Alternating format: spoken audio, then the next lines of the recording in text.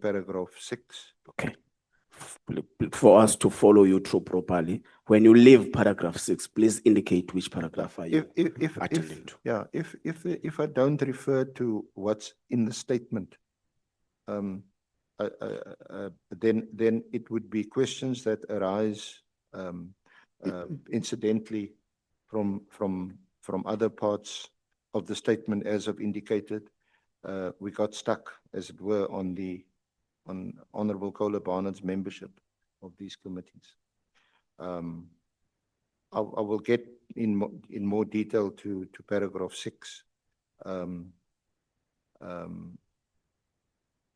dealing with the terms of reference, your membership of the portfolio committee on police, and what your responses were. I think you articulated those responses.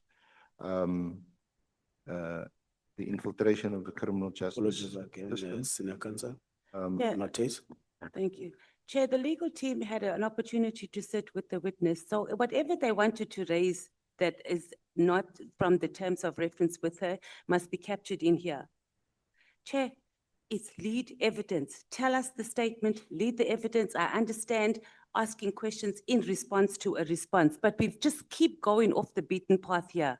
And we've been tolerating it for way too long. Statement, if a question arises from there, just do it. The senior counsel himself is just telling us, oh, I'm within the terms of reference, but it's not here in the statement. Why was that not done with the witness before we got here? We've been very tolerant. Now we're at the end and we must still be doing the same thing. No, Chair, just help us so we can move quickly and more efficiently now. Please. Long-standing member of parliament, she's also been here in the committee as well. The statement should have captured whatever the senior counsel wanted to bring to our attention. So please just help us and guide the senior counsel now. He just goes off on his sightseeing way too much. Thank you. It is our belief, Senior Counsel, that the statement itself, having been signed, actually deals with issues that the ad hoc committee is trying to address, which are part of the terms of reference. Is that the understanding of what is happening? Is that a correct understanding of what is happening?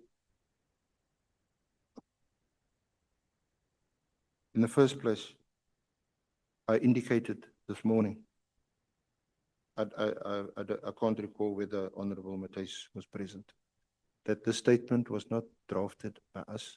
It was drafted for or by Ms. Kola Barnard. She's got a legal team here. I had a meeting with her yesterday to go through the statement. I had indicated to her the questions, or some of the questions certainly, that I will ask, which don't appear from the statement. So as evidence leaders, we can't own this statement like we have in the case of other witnesses, where we've spent days and hours consulting with witnesses, drafting or assisting in drafting the statement, and where we could point directly to what's in a statement. But in my respectful... Okay, Senior Counsel. Sorry, please hold on there. So you actually mean that there are parts that you would like to lead on that are not part of the statement as it was drafted by the witness, which some of them would have arisen out of a public information. Some of them would have arisen on previous testimonies.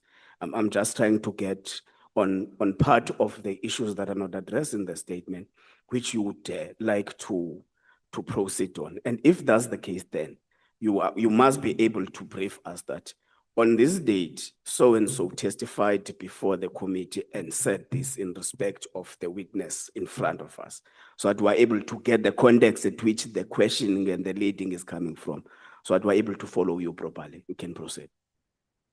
I think I have done that with respect. I referred to Brigadier Colonel Mkhwanazi. I referred to General Mkhwanazi, General Khumalo. And now, unless you expect us to extract exactly verbatim part of a transcript, which we only just received the other day, then I make these broad allegations, and you know, and hopefully it's not inaccurate. And it's evidence that's been before the committee. But I note the objection. I'll try and make reference to the statement as far as possible. Again, just in relation to your membership of the Police Portfolio Committee, the allegations made by General Mkhwanazi on the 6th of July, which is very, very well known, and which, as you can attest, appears in every statement that we've drafted as evidence leaders. They are recorded in the statement. It's not here because we didn't draft it. But in the terms of reference, it's foreshadowed by similar, almost identical revelations that General Mkhwanazi made on the 6th of March. So I asked you the question, what was your reaction to what he said on the 6th of July? In fact, on the 6th of July, he expressed a frustration that what I've told Parliament, what I've told the public, it doesn't seem to have landed. So I'm taking this unusual step of, you know, almost like I know it's been criticized, but appearing almost in paramilitary style before us, and almost threatening that if nothing is done about the state of capture of the criminal justice system, then they might do something about it. Yes, I think some people have welcomed what was done. Some people have criticized it, saying it looked as though the country was under siege or having a coup. What I heard was a very frustrated police officer who felt that he was being let down by the systems. He didn't raise, well, much of what he said was not raised by him in the portfolio committee previously, but certainly what he came out with, you know, people were fascinated and some areas horrified. From my experience, much of what he said could be tracked down to be real and honorable and honest. Other items I was a bit cautious about and thought, I need to see proof on this or that. So I don't know what the ramifications will be of him doing what he did, whether he's seen as a whistleblower or what his status is and position. But he made them and now we're looking into them. That's what this committee is doing. So that is by way of background that leads us to paragraph 6 in your statement. Are the allegations made by Lieutenant General Mkhwanazi directly against you, accusing you of revealing certain classified information as a result of your membership of the JSCI? Yes. Do you want to deal with them in paragraph 6? I think we might as well. In 6.1, I would like to just make a small correction where he did not, in fact, during the press conference, name me specifically. I look back, he just simply said politicians. That actually came up on the 17th of September and again on the 7th of October here in this committee. I believe that he thought I was a leak out of the Joint Standing Committee on Intelligence and had leaked all this information. However, the Joint Standing Committee on Intelligence did not exist at that stage. It was only put together on the 1st of April. So all of this happened way before. And of course, I have no idea how the information about initially the hotel came to be in the newspapers. Yeah.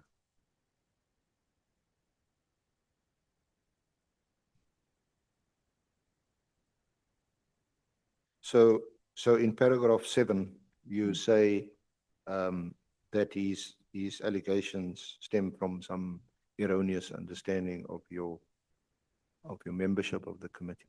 Yes,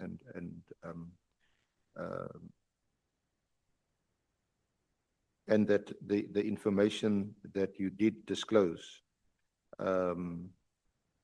first, was already in the public domain. And second, you say they relate to, a period before your membership of the JSE. indeed.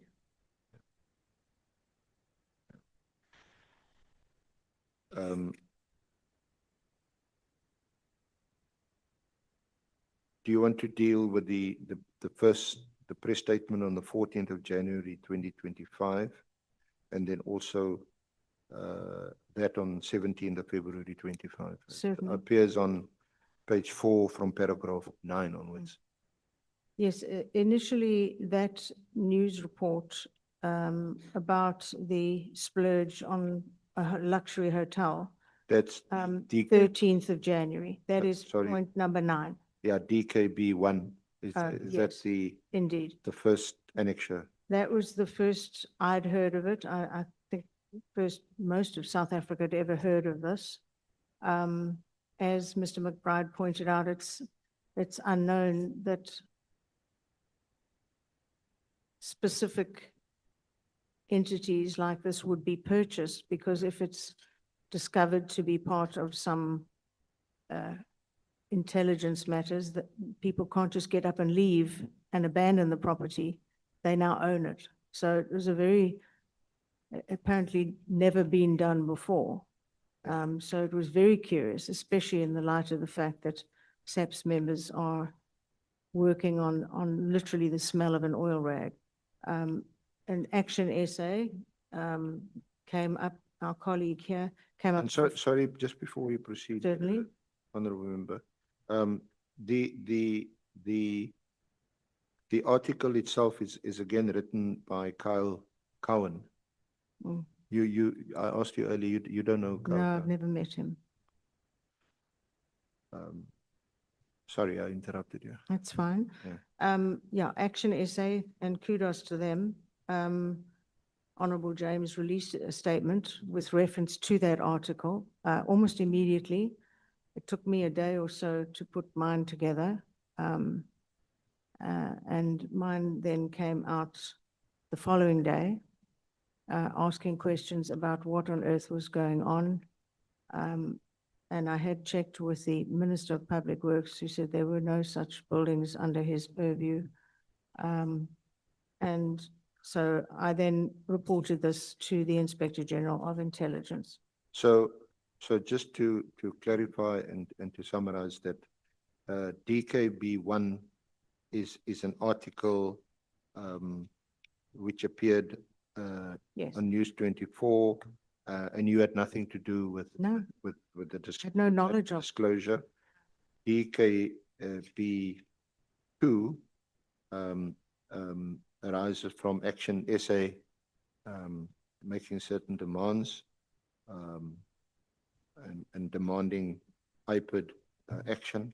Mm. And the DKB3 is then quotes you.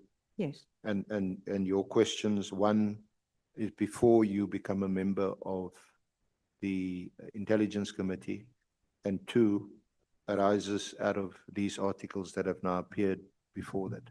absolutely. This was on the 13th of January that this article came out.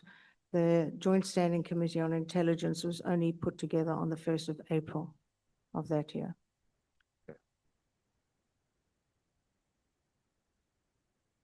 Then on the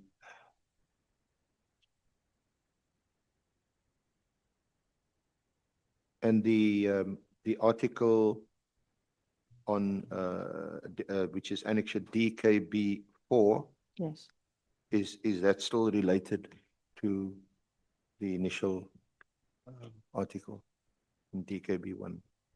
yes.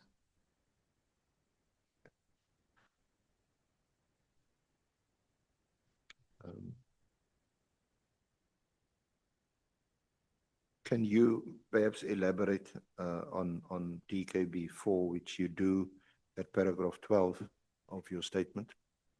Yes, indeed. Having written to the Inspector General of Intelligence, I was then even more shocked to hear of another building. I asked the Inspector General to add that to the investigation I had requested. The Minister said in Parliament he had also requested an investigation from the Inspector General.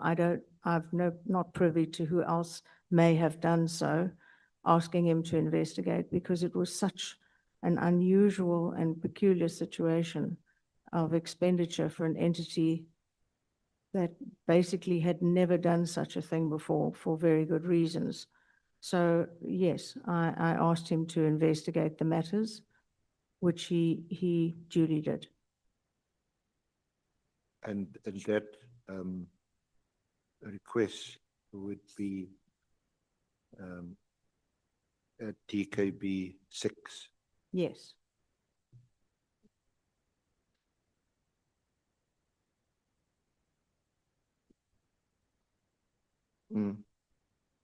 So this is on the 12th of August. No, that. This is on the 12th of August. Is there something? That is an error which I have laid out. It is an error Oh, in the is. initial one sent through. It was a It is. staff it problem is, yeah, and has you been deal with corrected, it yes. in Because the paragraph correct date 16. is, Yeah, the sorry. correct date, yeah. Okay. Um,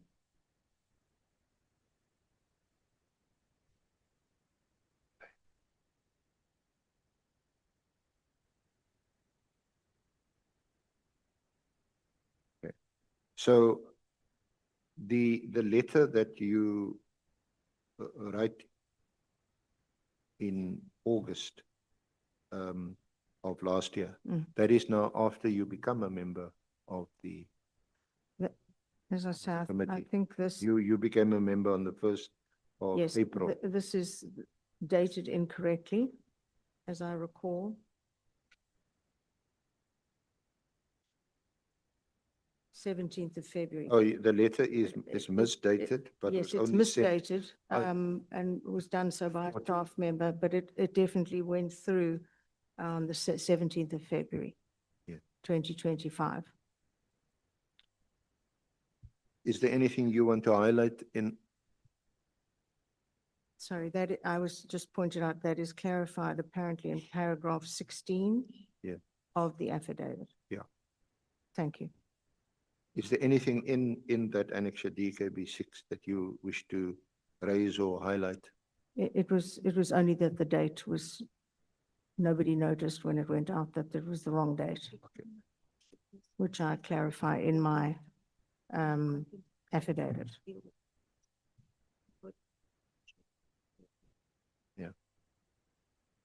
Okay.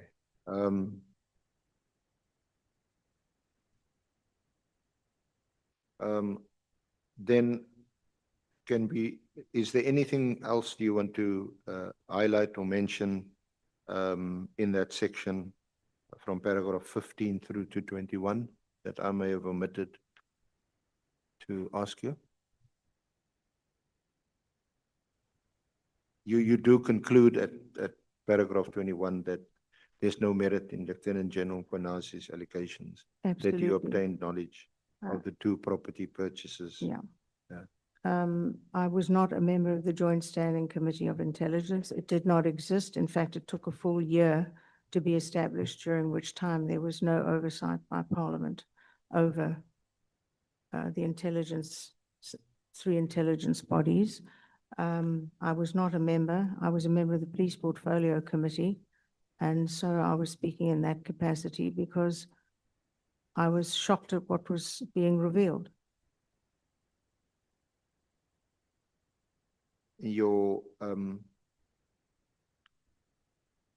So if we could just move on to the other section, the parliamentary questions of 5 March and 26 March. DKB 7.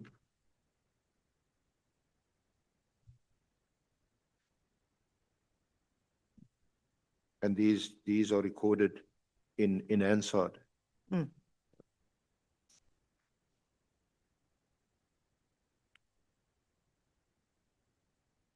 Do you want to deal with them at all? It's from The- paragraph 23 onwards? Yes, the only questions I asked were about the two properties in the information of which was already in the public domain. So as I've asked many ministers of intelligence previously, now minister in the presidency, it's called, I'm asking for information and they either give an answer or they say the answer will be sent to the Joint Standing Committee on Intelligence. And that's what he said he would do. Certainly, our colleague in MK asked a very a follow-up question at the time, asking why on earth they would be buying such a property at what seemed to be an exorbitant price in relation to what its real value was. And then at DKB 8, you deal with the question you posed on the 26th of March, 2025. Okay. Sorry, I'm just looking, oh, here we go. DKB 8.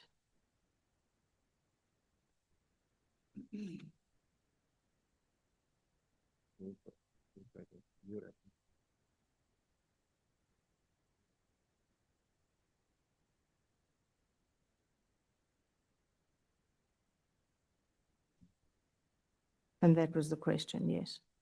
Sorry, in DKB 8.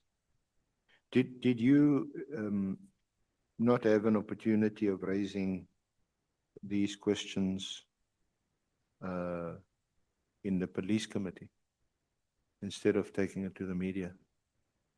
Well, I took it to Parliament. Yeah. In oral question time, where you specifically put questions to any of the ministers and they answer you in the House, in the chamber. So that's what this was. One also has the option of writing questions, but this happened to be oral question time. So they answer immediately. Thank you. Then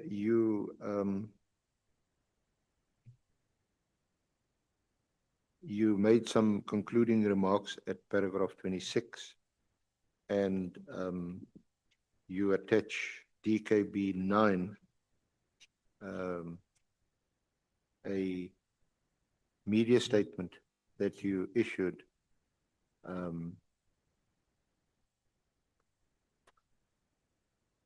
You want Yes. to discuss that? briefly? Certainly.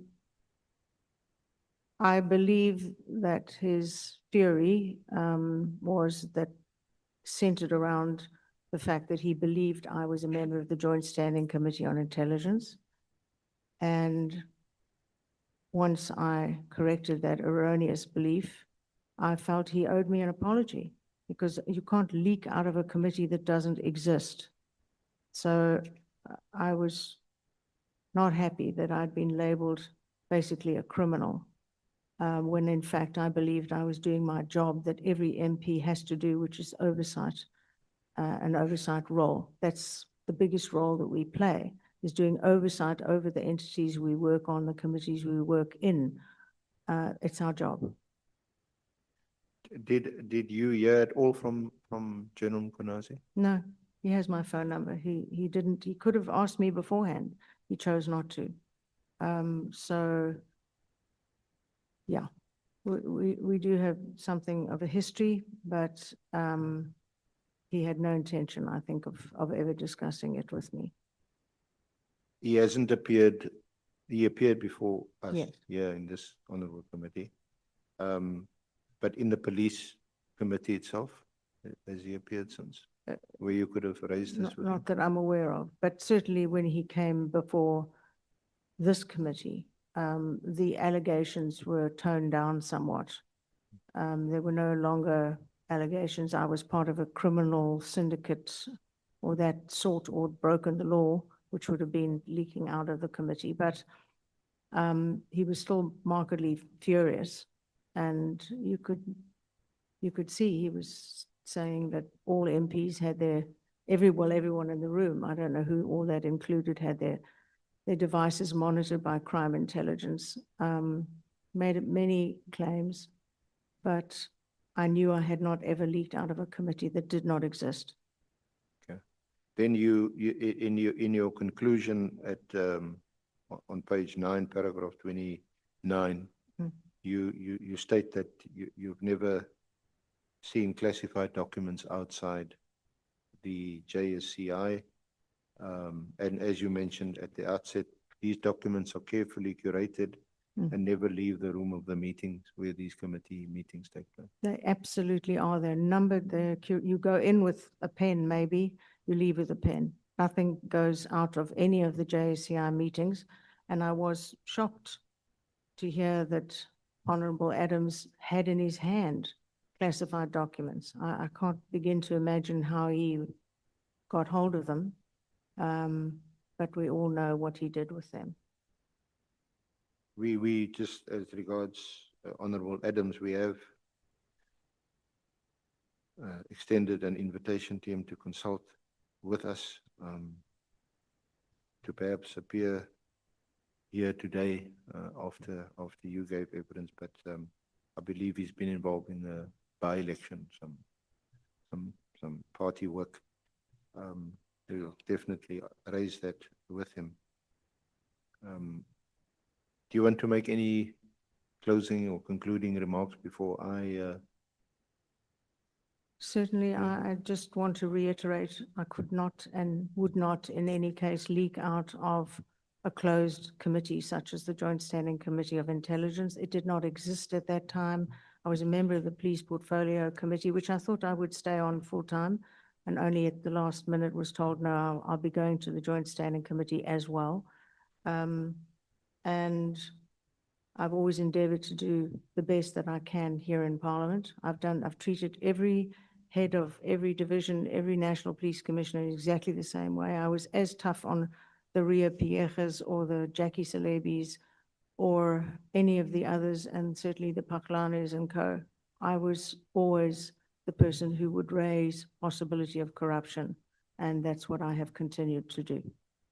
Thank you. Thank you very much, Honorable Member Kola Barnard. Thank you, Honorable Chair, Honorable Members. That concludes the leading of Ms. Kola Barnard's evidence. Thank you.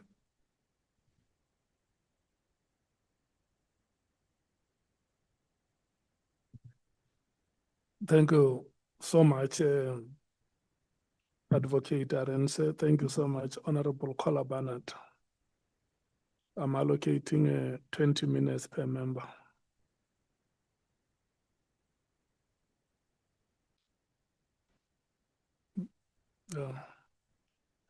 We're going to start at past.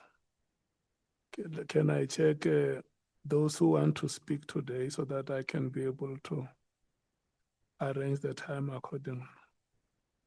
Honorable Sangon in the ANC, how many wants to speak? 2, Chairperson. Okay, 40 minutes. MKP. All of you. 1 hour. DA.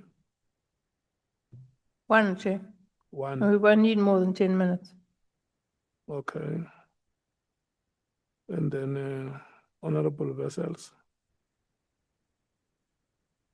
Okay. Honorable Souls. 30 minutes. Yeah? 30 minutes. No, I want to check if you want to speak. I'm allocating a flat amount of time today. I would like to speak, Chairperson. Okay. Honorable And Matthews. Then if you would allow me, I have a point of personal privilege or explanation. If you Honorable would. Matthews. Chair, on a serious note. Yeah, no, let me check with those who want to speak first. Okay. Honorable Matthews. No, the EFF has nothing to ask, Chair. Okay. Joking. Yes, we do. Thank you, Chair. Look, there is a red color on my waistcoat. There is a red color on my waistcoat. And this coat is 20 years old. Yes, it's by coincidence that when the EFF was formed, this code, this red color has always been in my wardrobe. Honorable James, Yes, Chair, I'd like to speak. okay. So we have roughly about 3 hours of speaking. Honorable Souls, I'm going to, you request,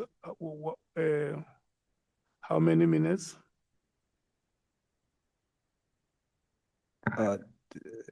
You said you're gonna do a flat rate of 20, yeah? Eh? You said you're gonna do a flat rate of 20 for everyone? Yeah, Or are you referring to my point of privilege? yes. Oh, yes. Chairperson, I'm very offended, very, very offended. When you spoke to me about my dress code, Yeah, Honorable Breitenbach made a comment, which I didn't hear, so I just ignored it. But then she sent me a WhatsApp to continue the statement that I didn't hear. And to my surprise, Honorable Breitenbach on WhatsApp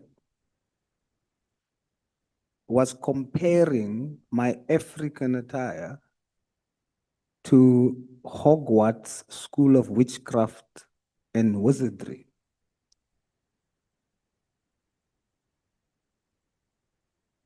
And I'm shocked that the House is laughing and finding that humorous. My African attire. And then I was saying to her, I'm not following. What is this? Then she sends me another link with a picture of Harry Potter. yeah.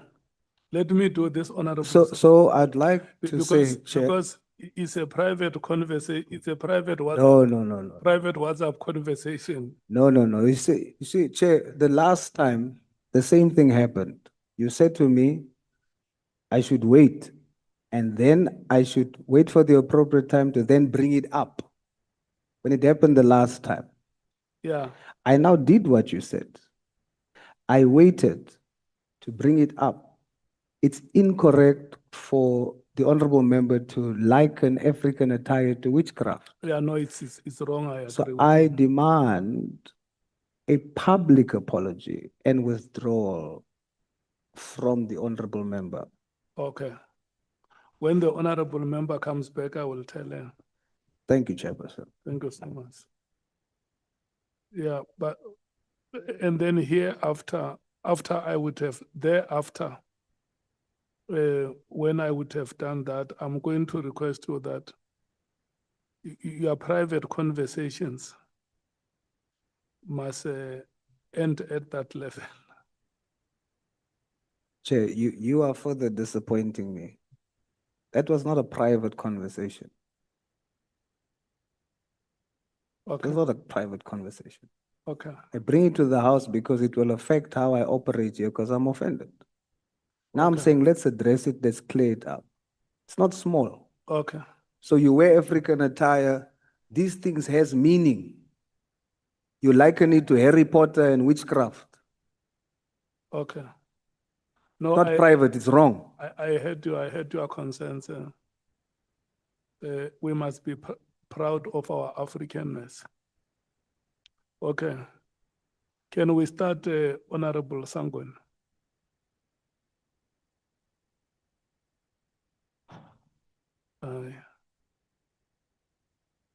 Thank you very much, Chair, and good morning, Honorable Breitenbach.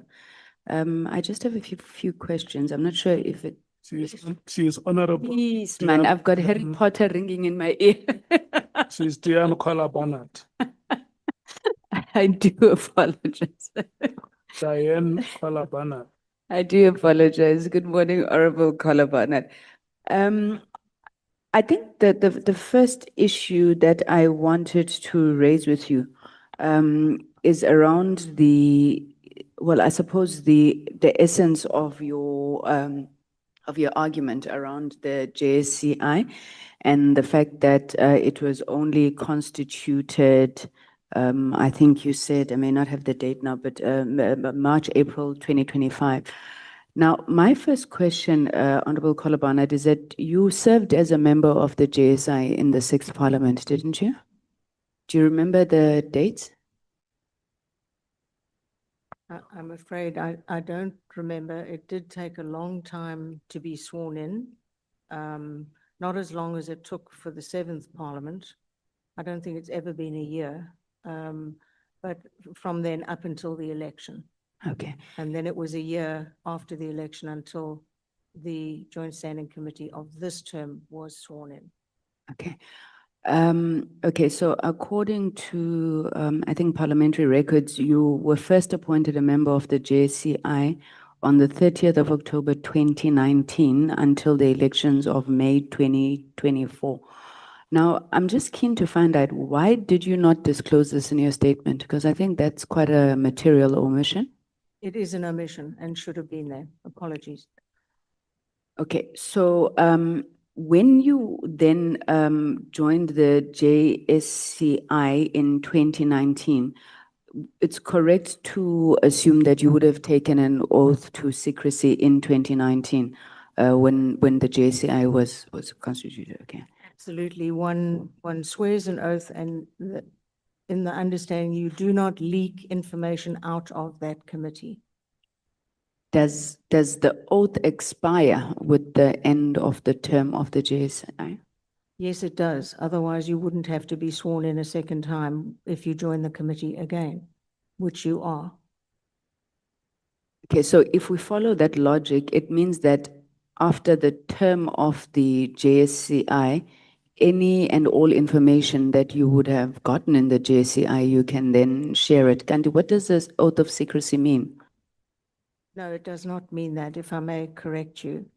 It means that what you hear in that committee stays in that committee. One doesn't want to endanger the country by revealing what you've heard at any stage. But what happens outside of that committee, of course you can comment on. It's quite separate. Okay, you know, yesterday we had an issue here with a former member of SSA. I mean, I know you're not bound by the Secret Services Act, but the argument that was raised is that the information that one would have acquired in the course of, you know, being under that law, and I would think similarly as the JSCI, that information remains, you know, under this oath of secrecy, if I can put it. I think it's possible that the consternation was that they did not know what he was going to say. Robert McBride revealed he's also in the SSA. He was not held to any, there were no letters involved there. So perhaps it was that they didn't know what he was going to discuss. I don't know. I know there have been attempts to gag certain members. I know one minister, then it was a minister of intelligence, attempted to shut down a member of the State Security Agency who wished to give evidence at the Zondo Commission. And that actually went to court and that was rejected and he gave evidence. So I honestly don't know where that letter and the reason for stopping him came from. Okay. Then in your affidavit, you didn't attach, and I could have missed it, and my apologies if I did, you didn't attach the parliamentary question to the Minister of Police on the 6th of June, 2025. Is it there? Okay. All right. Sorry, my colleague says it's there. But when you put that question to the Minister of Police on the 6th of June, you were now already a member of the JSCI, right? Now, in his response, the Minister of Police refers you back to the JSCI. Did you agree with the Minister of Police that that matter belongs to the JSCI as per his response? I think he was in a difficult position. He did say it was under investigation and that we, meaning members of Parliament, would be privy to the report when it came out, which has not happened. But he also had put in a request to the Inspector General of Intelligence to investigate the matter. He found it as concerning as I did. Okay, so being an experienced member of the JSCI and having received that response to the minister, don't you think that that question you should have raised it in the JSCI rather than to the Minister of Police in an open platform?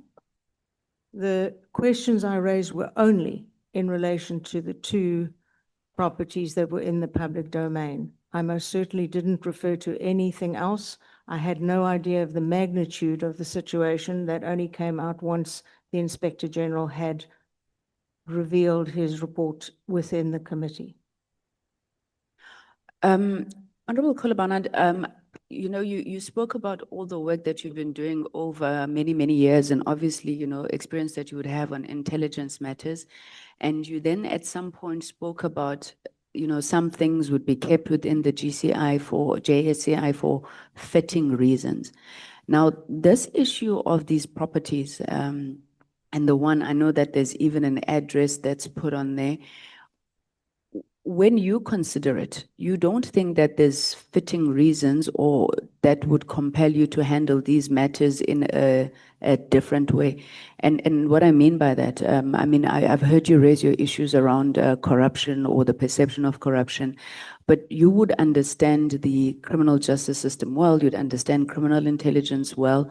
Do you not think that, and I think General Mkhwanazi alleged this, that you were putting legitimate police operations into jeopardy by going public around some of these issues?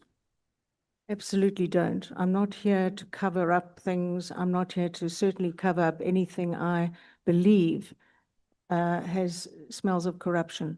It's not my job. My job is to hold them to account. And every single question that was being asked of me and information that was being told to me was that this was a huge issue, which in fact, and I feel fully vindicated by the report by the Inspector General of Intelligence. Okay, all right. I don't want to stray into that because I wanted to ask, what was the point of contention? Was it the buying of the houses? Was it the value of the houses? What was the issue? I can only refer to the two properties that were in the public domain at that time. Obviously, this report is leaked everywhere now, but let me not refer to that. Yes, the issues were the costs, what possible use they would have for a boutique hotel when their officers were literally working on the smell of an oil rag with no resources, and money was taken away in order to buy properties which had never been done before. There was huge consternation about why this had happened and for what reason, because the moment someone realized, as was outed in the newspapers, what its use was supposed to be for, it's useless. What is it now? They have a hotel. What are they going to do with it? Which is what I was asking the minister. It's a very strange aberration and had to be looked into, and I believe should be looked into, not only by the Inspector General, but certainly by Parliament.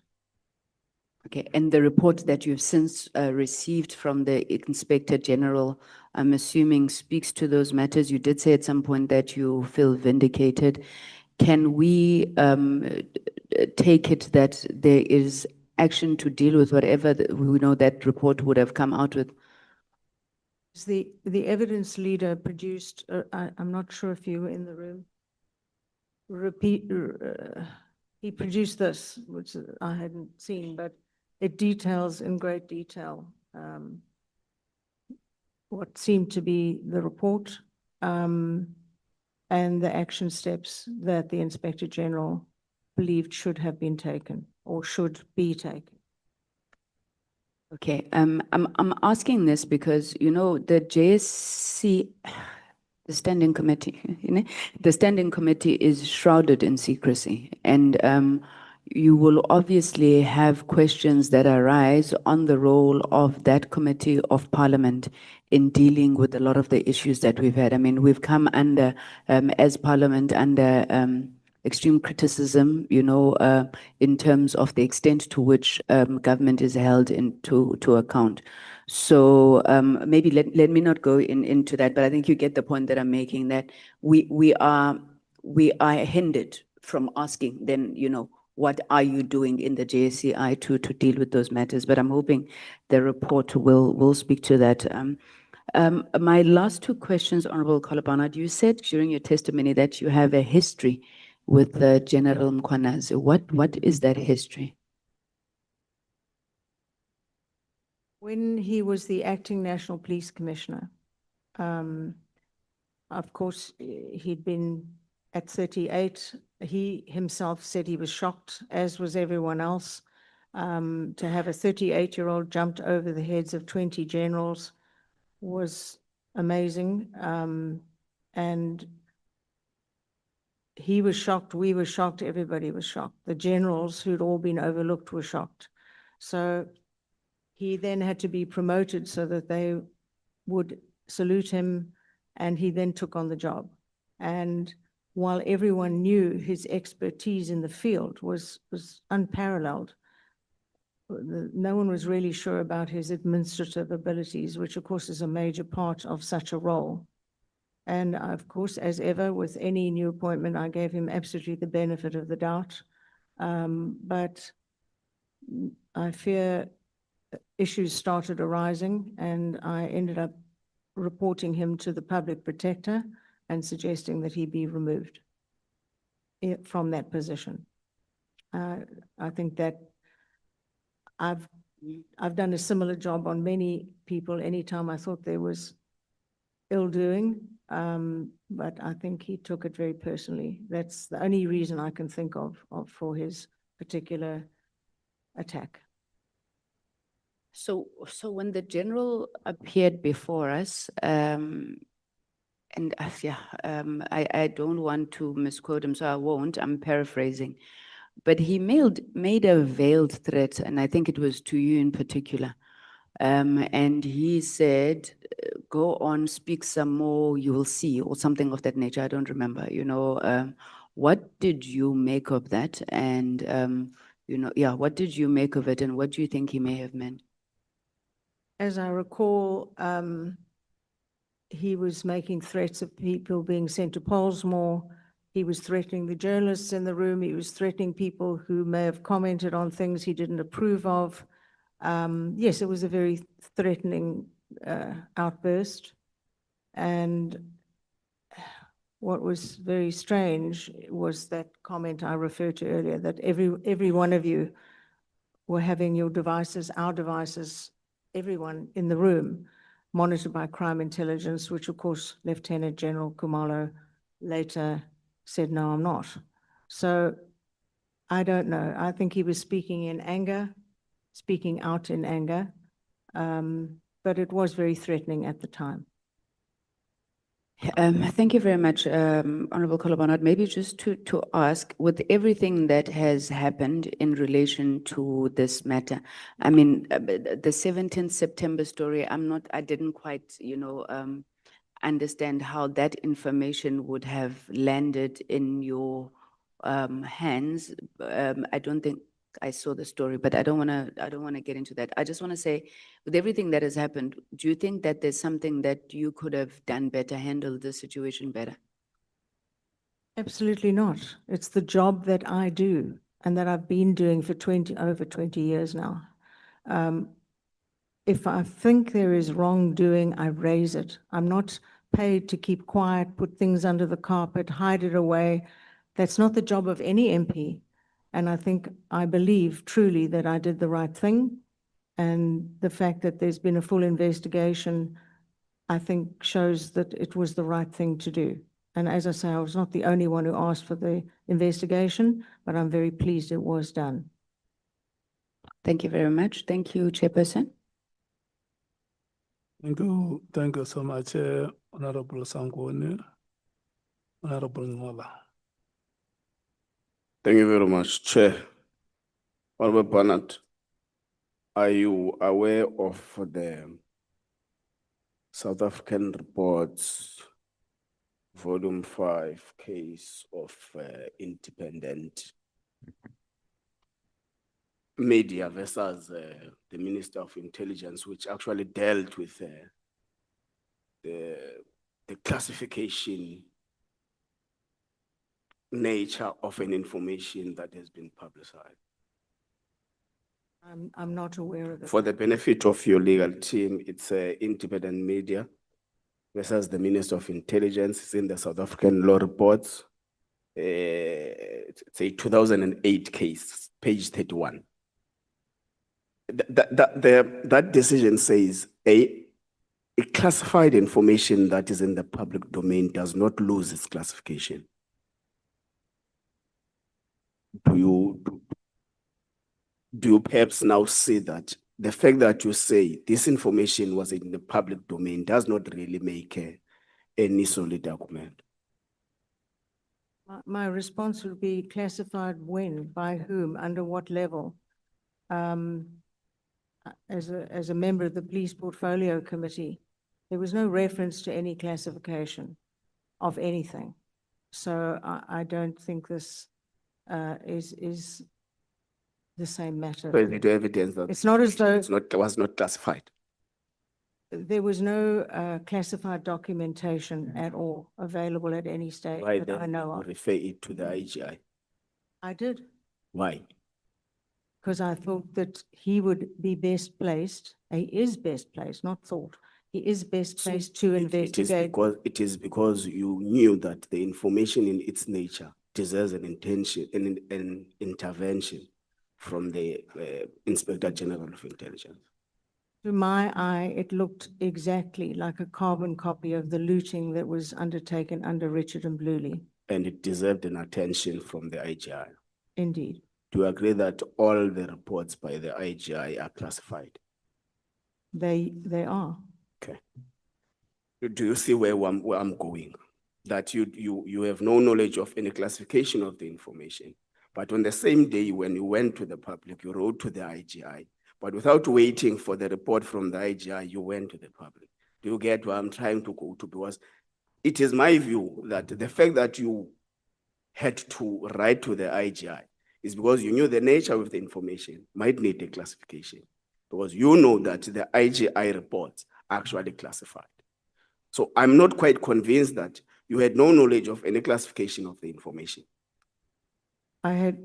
Absolutely, the properties were out there in the public domain. I had no idea this story about the hotel was ever going to come out anywhere. I don't know where the information came from, but in my experience, when an entity is starting to show signs of corruption, people inside, as we heard, they go through the steps, they go and report it, they report it, they report it. And eventually what happens is the place starts leaking. It happened with the State Security Agency 5, 6 years ago. It was leaking like a sieve because people were unhappy with what was going on. I believe this is what's been happening with crime intelligence. Applying the reasonable man's test, would it not have been reasonable for a member of the National Assembly to write, as you did, to the IGI, await a report on the factuality of what you saw on the media, then you go to the public? I wrote to him and I told the public I wrote to him about what was in the public domain. Would it not have been a reasonable indiction or a reasonable reaction for a member of parliament to, as you did, agreed, write to the IGI, await the IGI to give you a factual report on what has been reported in News 24, then you go to the public with factual information? How would I go to the public on a report that is kept within the Joint Standing Committee of Intelligence? Okay, let's pass that matter.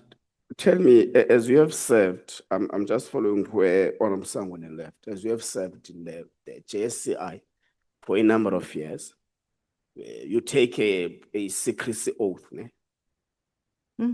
Does it expire after the 5 years? As far as I'm concerned, yes. That So pertains to that you- specific committee, and one may not leak any information out of that specific committee. So the Shut down secrecy the oath day does of the not- election. Yes, So the secrecy oath does not expire after the expire of the term at JSCI. I have never leaked anything out of the committee. No. That's what I swore not to do. Okay.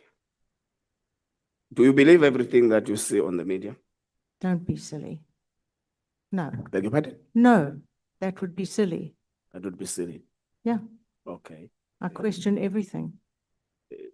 Do you not you make an assertion in your statement that part of what you have that has driven you to go to the public is the fact that you're a member of parliament, and therefore if you see something, you need to act in the interest of the public. It's my job. Do you not think that it would have been reasonable, explainable, had you follow the matter in due course, instead of starting by the public and the writing on the same day? The information was written in great detail, and I followed up on that. So you believed it as it was written. Yes, I did. So you believe everything that is. I do not believe everything that I read. I You have an believe what obsession in you, the media. I beg your pardon? You have an obsession with the information in the media. Obsession? Hmm. Certainly not. I do not. Why were you demoted in 2015 as the shadow minister of police? Because I shared a Facebook post that was inappropriate. And you don't have an obsession. Obsession with what? That's not something sharing. that was in the media. Sharing information you're not supposed to share. I made a mistake. I admitted it. I took the punishment. I moved on. Let's hope that this is not a second mistake. We're going to take your word for it.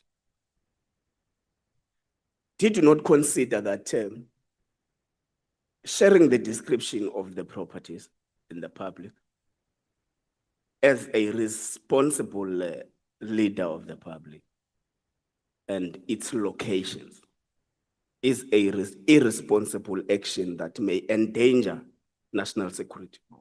I believed I did the right thing, asking for an investigation which seemed to be corruption. I swore to myself when I read the high-level review panel report that this committee should never hide away such corruption again.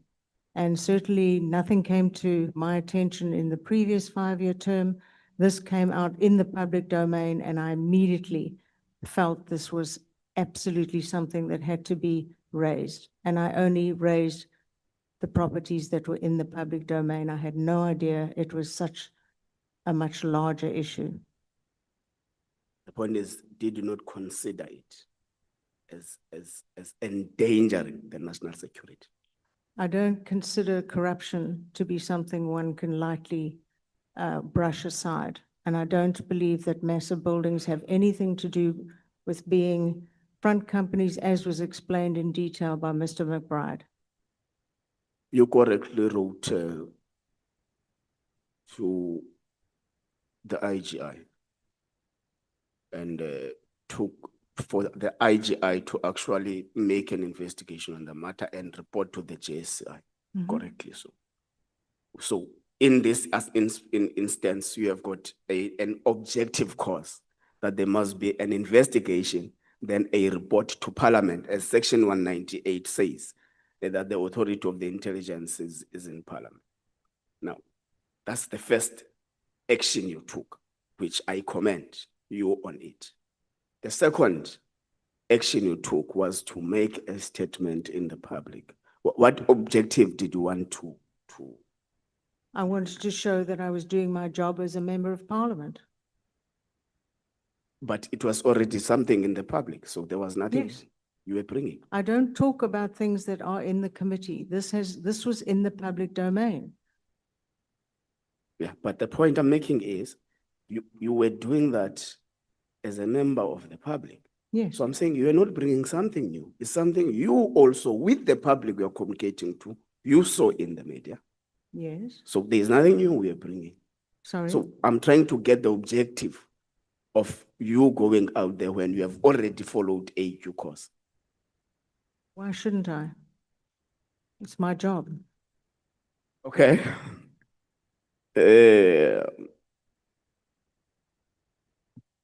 Do you think the nature it was shared, it's, no, I'm trying to establish a difference of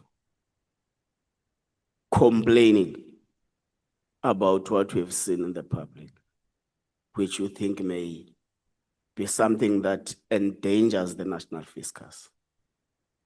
But do you consider it not negligent to share the location, the pictures, and all that? As far as I know, nothing was classified. Thing was classified. Have you received the report from the IGI? I have seen the report within the Joint Standing Committee on Intelligence, and I'm not going to refer to it because, of course, it was seen within the Joint Standing Committee. Can you repeat that? I have seen the report or had the presentation made by the IGI within the Joint Standing Committee of Intelligence. Therefore, I will not talk about it. Okay, now it is classified. Yes, now it's within the Joint Standing Committee. Before you were not aware of the classification, whether it was classified or not. Anything that is presented within the Joint Standing Committee is classified. No, you did not get this information from the Joint Standing Committee on Intelligence. You got it from News 24. Yes, So did it not trigger you that this may be because you have served in the JSCI for a number of years?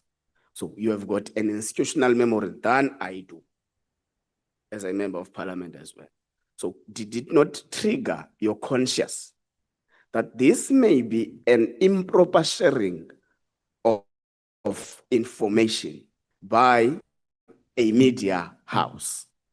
Did not trigger you that before making any action on it, I should exercise caution in further sharing it and further make a clarity within the system so that we're able to best know that this is how such kind of information I should deal with going forward?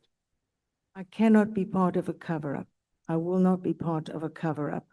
And simply ignoring what was in the public domain would have been exactly that. So when you say you cannot be part of the cover-up, it means that you have got a strong belief on things that are said in the media without verifying them.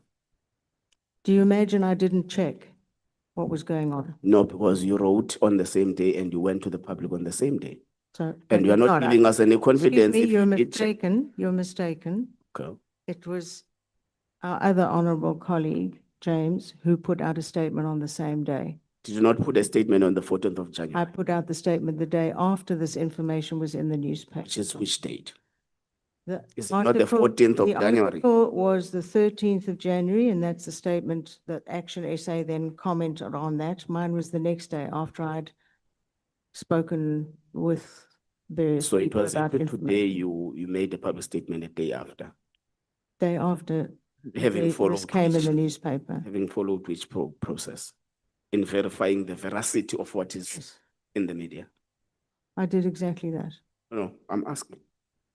I checked with, The article is on the 13th. yes, You make your own statement on the 14th. yes. Having undergone which verification process on the factuality of what is said in there. I speak to various people who are my sources. I spoke to the minister, I spoke to a number of people saying, can this possibly be true? And I was satisfied in my own mind that it was. Spoke to the minister. Yes, Public Works.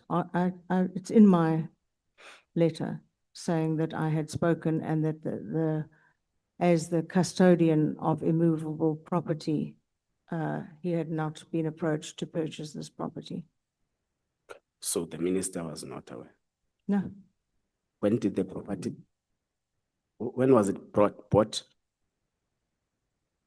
I think the previous year, after the election sometime, the date is in the article somewhere. But certainly while the Joint Standing Committee was not sitting.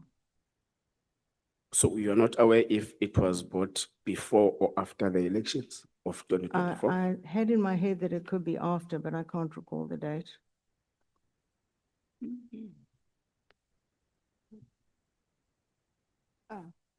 October 2024 is where it is. When Apologies, it I was didn't have bought. it when it was purchased. When it was actually awarded? I So think- we're not I'm- aware if the process would have started before June 2024 And then the final was in 25. I can't help you with that. I Yeah, don't know. because you understand that purchasing a property may not mean that you go and swipe today, then it has been Certainly. purchased. Yeah, so there's serious process that is undergone, which may actually mean that the process had been started before June 2024. But it's fine, it's something we're going to verify, First I heard of it. something we're going to attend to. There is an issue about the letter that is written a wrong date in October, which was supposed to be dated 14 January. Yes, it was a clerical error. Did you send that letter to the minister, to the IGI To the through I- your yeah. email? Pardon? Was it through your email address? No, it was through the staff email, Staff my staff that I work with. in the parliamentary office. No, in the Democratic Alliance office. Let's pass that. There is an issue that keeps on coming in the article or in the articles that the property was bought at just over 22 million rands, 22 or 24, around that. But when you check on the listings, property listings, it actually costs 9.4, 9.2, around that, 9.5, I think that's what it's said in your article. Your article is at DKB 3. Now, should we take it that the actual grievance that you hold is the actual value of how the property was taken, judging from the language that is used in your public statement? It raised serious questions about the amount, in the same way as I described earlier, when a bottle of water is purchased for 200 Rand, when in reality, through the budget, when in reality it costs 5 Rand. This is a prime example of what Richard Mkhwanazi was doing, is spending enormous amounts on things that actually weren't worth that amount. So that was one of the issues that was ringing bells in my head. So should we take it that the central argument you are bringing in your grievance is that there may have been an escalation of the budget or the value of that particular property without due process or whatever? I think it speaks exactly to what the evidence leader was speaking and what this committee has looked at a great deal, which is the supply chain abuse. So the value it was bought versus the listing property value, is that your main argument, or there are other issues that you are raising in there? There are certainly other IGI. issues, but that's one of the issues I asked the Inspector General to look into because it was raising warning letters for me. DKB 7 is your question to the Minister of Police, which kept on referring you to the JSCI. This is right, yes. Do you agree with that? The matter, it does not belong to his office, but the JSCI. No, there was no JSCI initially. Yeah, but there was going to be a JSCI. There's no term of parliament where JSCI is not established. You know, there's been a delay on establishing committees and a number of things. Know full well. But the point is, there was certainty that JSCI is going to be established by parliament. Yes, Was this required? I by had law? at that stage no idea when it would ever be established, but either way, this was in the public domain and crime intelligence falls under the Minister of Police. That's the correct person to speak to. Did you agree that the Minister of Police is correct when they say the matter you keep on raising with them, both for the Pretoria North and the Durban property, does not belong with the Minister's office, but the JSCI? That's not what he said. What did he say? He said he in fact agreed that the prices seem to be exorbitant in relation to the value of the properties, and that he said that he had asked for an investigation by the Inspector General, but that further answers will be delivered to the JSCI. Every question I've ever asked of a Minister of Intelligence, I have the option, they either answer it outright, which in many instances they have, or they have the option of sending information to the Joint Standing Committee. Okay, lastly, DKB9, there is an article of you demanding an apology from General Mkhwanazi. Yes, Why was the apology demanded? because I believe he thought I had leaked out of the Joint Standing Committee. I think he thought I leaked this thing on this five-star hotel when I knew nothing about it and the committee wasn't sitting. He made a mistake. I thought he might apologize, but of course he didn't. He doubled Made a down. mistake when he was testifying in the commission. Yes, saying that I was part of a criminal syndicate and had committed criminal actions. But That do you would not have think referred, that it would have been seen that you are intimidating witnesses in the commission? Would not have awaited the commission to make its own finding on the allegations? Remember, both the commission and the ad hoc are dealing with allegations. So would it not be proper for you to await the commission to announce itself on that particular allegation? Because it may be seen from a different angle that you are intimidating witnesses appearing before the Matlanga Commission. you're suggesting that what I say would intimidate Lieutenant General Mkhwanazi. I'm sorry, that cannot, No, but the point that is- cannot possibly be Thank you so true. much. Honorable Novalo. Thank you, Chair.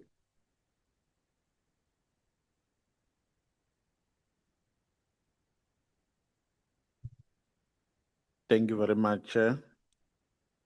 Good afternoon, Honorable Bernard. Good afternoon. Yeah. So I'm trying to follow you here on your statement. You are saying your reaction on the 14th of January 2025 was triggered by a statement on News 24, correct? So had that press statement not been issued, you were not going to react on the 14th of January. I was totally unaware of the property being purchased. Okay. In your letter, I think your letter is annexure DK B3. You are saying that the purchase of this property in Pretoria North was signed off by General Khumalo. So where did you get that information? Because he's the head of crime intelligence. No. Yes, yes, yes. No, He but- is the head, and a property of this value would have to be signed No, off but what I'm by saying him.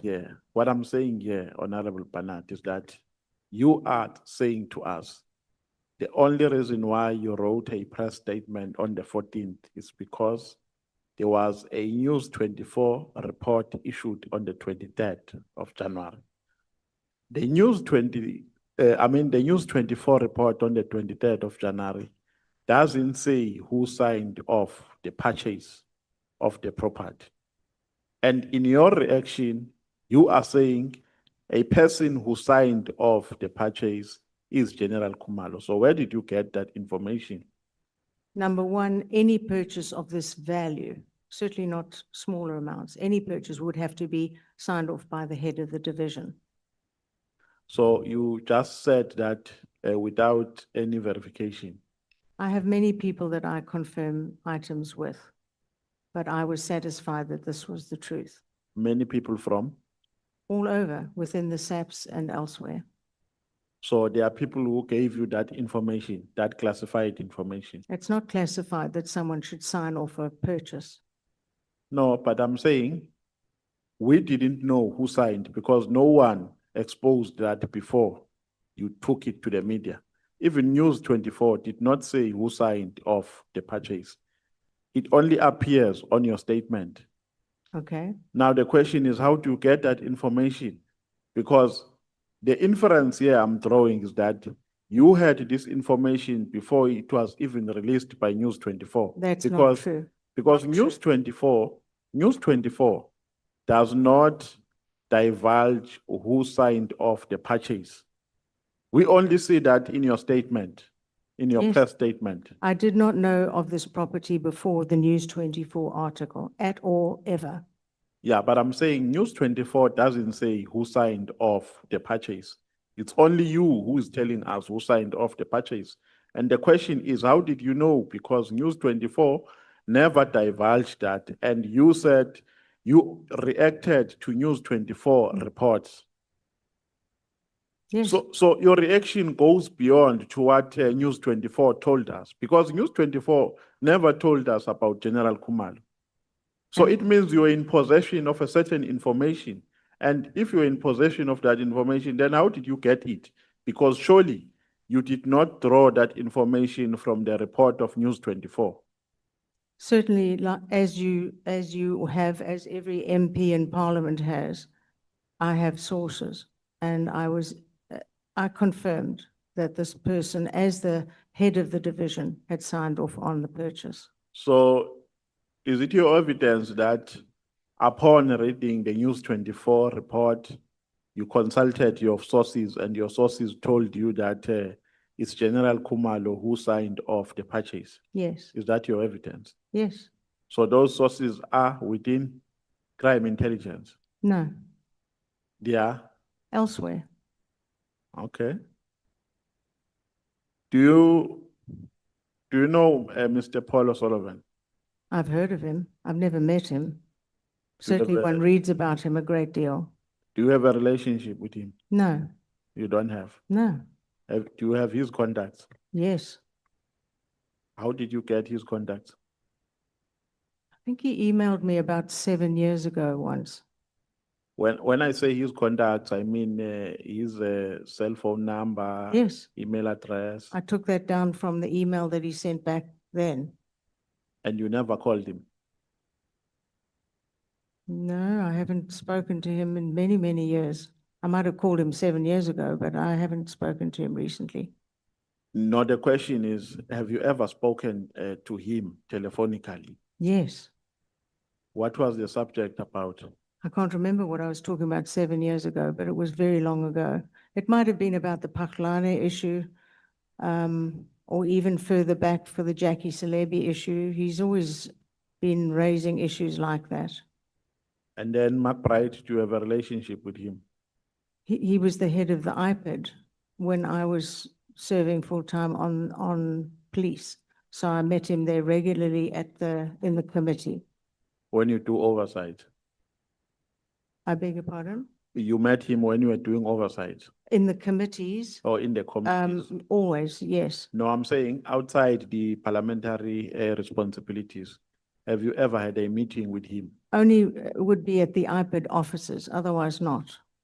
at the IPID offices? Yes, Do when what? when the committee would go, When the committee is there? yes. No, I'm saying a meeting between the two of you. No, You've never had a meeting with him. no, Do you have, apart from the official ones, no. do you have his cell phone number? Yes, I do. Do you call each other?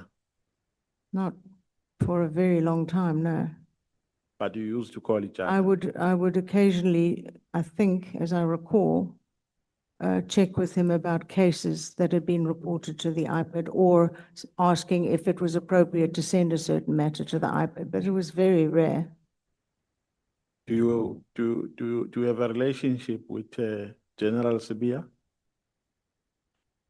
Well, he would, no, not really. I don't have relationships with any of the people Do you speak at the with him? top structure, no. Do you have his number? I don't. I might have. I have thousands of numbers, so I could well have it. So you are not sure if you have his number? I can check. I mean, I can check, but I do have many, many police numbers. Okay. Now we are saying here on your statement, the DPWI minister told the DA that he was not informed of the purchase. At what stage did the minister tell you that? Because a report by News 24 came out on the 13th of January. And then you issued a statement on the 14th. So Yes. at what stage did the minister tell you? On the 14th, the morning of the 14th, I made a phone call to the before you minister. issued a statement. Yes, So the minister is part of your sources. the minister confirmed for me that he had no knowledge of any purchase. No, no, I'm saying, does that mean the minister was part of your sources? That Because, means I phoned the minister and asked him. because you said, remember, that your sources told you that it's General Dumsani who signed off the purchase. Okay. So I'm asking, is the minister or was the minister part of your sources? No, I phoned the minister to ask if Public Works had purchased such a property. So- Because they are the So- people who buy immovable property for government. So what else were you told by your sources, except the information that we have? Only what you see in front of you, what I wrote and asked the Inspector General to investigate.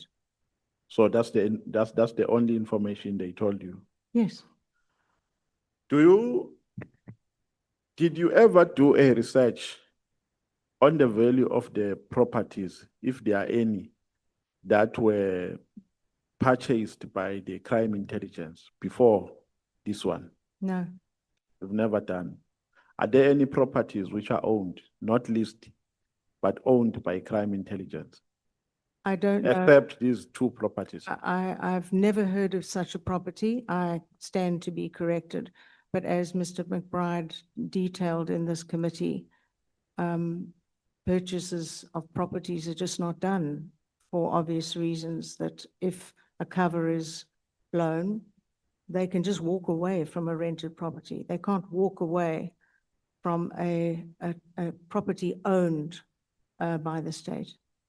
Is that an established principle? Yes. Is it written down or is it a precedent? I don't know if things like this are written, but Mr. McBride was speaking from experience.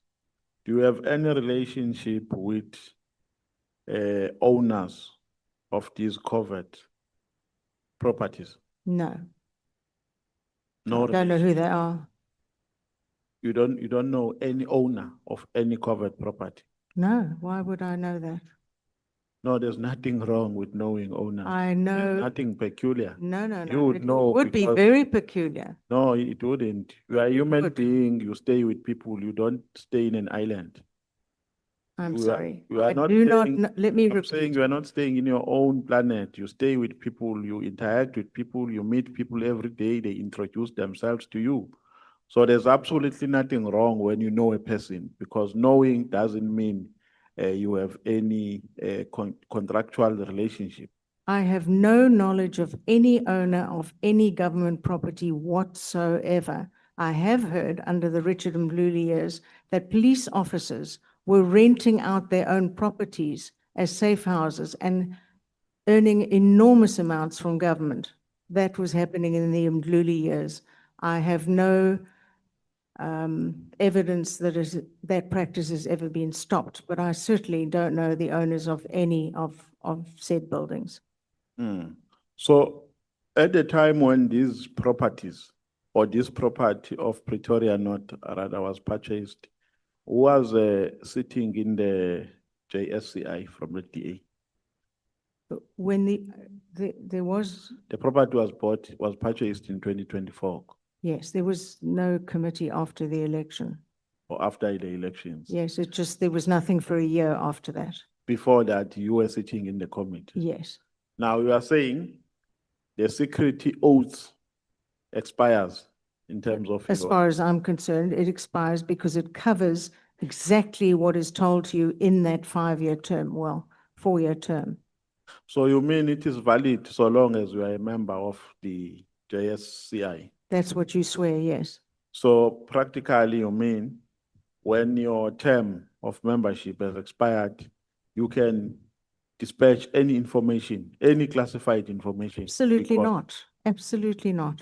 As I said earlier to one of our colleagues, what you hear in that committee stays in that committee. Then it means it doesn't expire. No. Because Yeah, all right, remember- it doesn't expire in terms of leaking out of a Exactly my committee. point. Exactly my point, because when you expire, what does that practically mean? When you say it expires? It means anything subsequently that you hear of is not covered by your oath within the Joint Standing Committee. No, but how can you hear something which is classified while you are not a member of the JSCI? Because What do you mean, how that- can I hear it? how can you hear it? Because that information is classified and members who sit in that committee have taken secrecy oaths, so they can't share that information with you. There is no way that you can hear that information. You hear that information by virtue of being a member of the committee. And when you are a member of the committee, you have taken the secrecy oaths and that means you are going to, that secrecy oath is going to be binding upon you until death. That committee, that oath covers the 5-year term that you sit on the committee, which is why anyone who sits on the committee, the next Parliament, have to be sworn in again, as was I. So I am sworn in to the committee for the term that I sit on that committee. No, but you are not giving practical meaning of what you are saying, because I'm saying to you, if you say it covers your term, Yes. what does that mean? Does that mean when you are not a member, you can you can recklessly dispatch any information that you obtained while you were still a member? As could you, as could Honorable James, anyone could have commented on what was in the media. No, but I was not a member of the committee. I was not sworn to keep quiet. I was a member of the Police Portfolio Committee. Yeah, but I'm saying to you, Honorable Bernard, by virtue of not being, a committee member, doesn't mean you can divulge information that is classified. It means I can comment on anything that's in the public domain, which I do. No, but I'm not going to be part of a cover-up. I will not be. so classifying information is tantamount to covering up. I Is don't that know what that you are any of the information I was given was ever classified. No, How but would I'm I know saying- that? No, but I'm saying, no, you should know because you are a member. You have been a member of that committee, even though you were not a member at that time. So you are better placed. You are more privileged than I in terms of information, in terms of knowing that this information is classified, this one is not classified. It's not for me to determine what is classified and what isn't. No, you don't determine. Knowing and determining are two different things. I'm saying you should have known better because you have been part of that committee for quite long. So you know that this information is classified and this one is not classified. You're suggesting that I should not have written to the Inspector General, that I should not have commented on something that I believed was criminal. Because that's not in my nature. I can't behave like that. Because you took secrecy oath. I took it for I did not leak anything out of the Joint Standing Committee on Intelligence. This is the first time in the public domain we have seen something that looks like it's going to reveal a very similar situation that happened under Richard Mbluli under the secrecy of the slush fund. Okay. Do you have any relationship with any journalist? Journalists? Yes. I don't know this person or. No. I never go out with a journalist. I don't know a journalist personally. I certainly get phone calls saying, will you do an interview, etc. That's as much as it is, as much as you would get. So you don't have any relationship with any journalist? No. The journalist who reported about this, the journalist who works for News 24. This person, yes. Do you know that person? No. Have you ever met that person? No, I don't have the contact details. I don't know this person. So this information, now let's leave you out, but this information is classified. No? Let's not talk about you. Let's talk about the nature now of this information, especially the information that relates to the purchase of a Pretoria North building. Leave the Priya building in Durban. Is it classified? I don't know. I don't know what the status is of it. Or let me ask you like this. Is a purchase of buildings by crime intelligence fall under an information that is classified? The purchase of buildings by crime intelligence, to my knowledge, is unheard of. No, purchase or leasing? Leasing is not unheard of. That is the norm. Yeah, no, even if it's not unheard of, but does it fall under classified information, the leasing of buildings? I don't know what the status is of this building, No, nor do I know what it was going to be used for. I don't know. no, generally, no, but you wrote about this thing. What do you mean you don't know? Because you even criticized and say some offices have poor conditions and so on. So it means you have knowledge of buildings of crime Thank you intelligence. thank you so much. It's now 25 minutes past 1. Honorable Mathe says an emergency. She requested that we take her now. It's a commitment of a committee of parliament which will happen in the next 1 hour, and at the time she comes back, this meeting will be done. So it is only fair that we allow her to question and go to that commitment. Honorable Matthys. Thank you, Chair. I'm going to do a lie detector test if everyone must know, just saying. Apologies. May, It's my may I first just time. correct something? It's Sure. just, if I may speak to, I think you raised it, about the Kumalo issues, apparently in the news 24. That time has expired. Okay, Look was- at Honorable I Matthys. will do that. I wanted to just point out. Honorable he's Colored actually- Bonnet wants to use up my time, I can see. I'm I watching. assure you. your Good time only morning, starts Honorable now. Colored Bonnet. Let's go quickly. I don't have that many questions, actually. Your first meeting with the evidence leaders was when? Yesterday, You only had one meeting with them? another one this morning. Okay, and how long did it last for? 3/4 of an hour yesterday, about half an hour this morning. So about 45 minutes or 3/4 of an hour? That's just over an hour, ma'am, hour and a quarter. Yeah, maths was not my best thing. Okay, got it. Thank you. At the beginning, our committee was very hot regarding you recusing yourself. At any point, did you consider voluntarily stepping aside? No, And did you think that the mandate was of national importance of this committee? I think the mandate of this committee is, Was of national importance. So do you think that a procedural dispute should have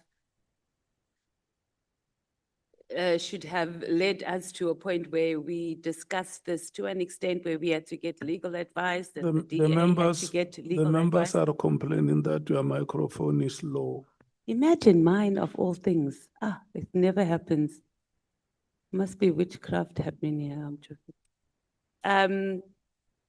So the backstory of what I'm saying is that committee is of national importance. Your presence on the committee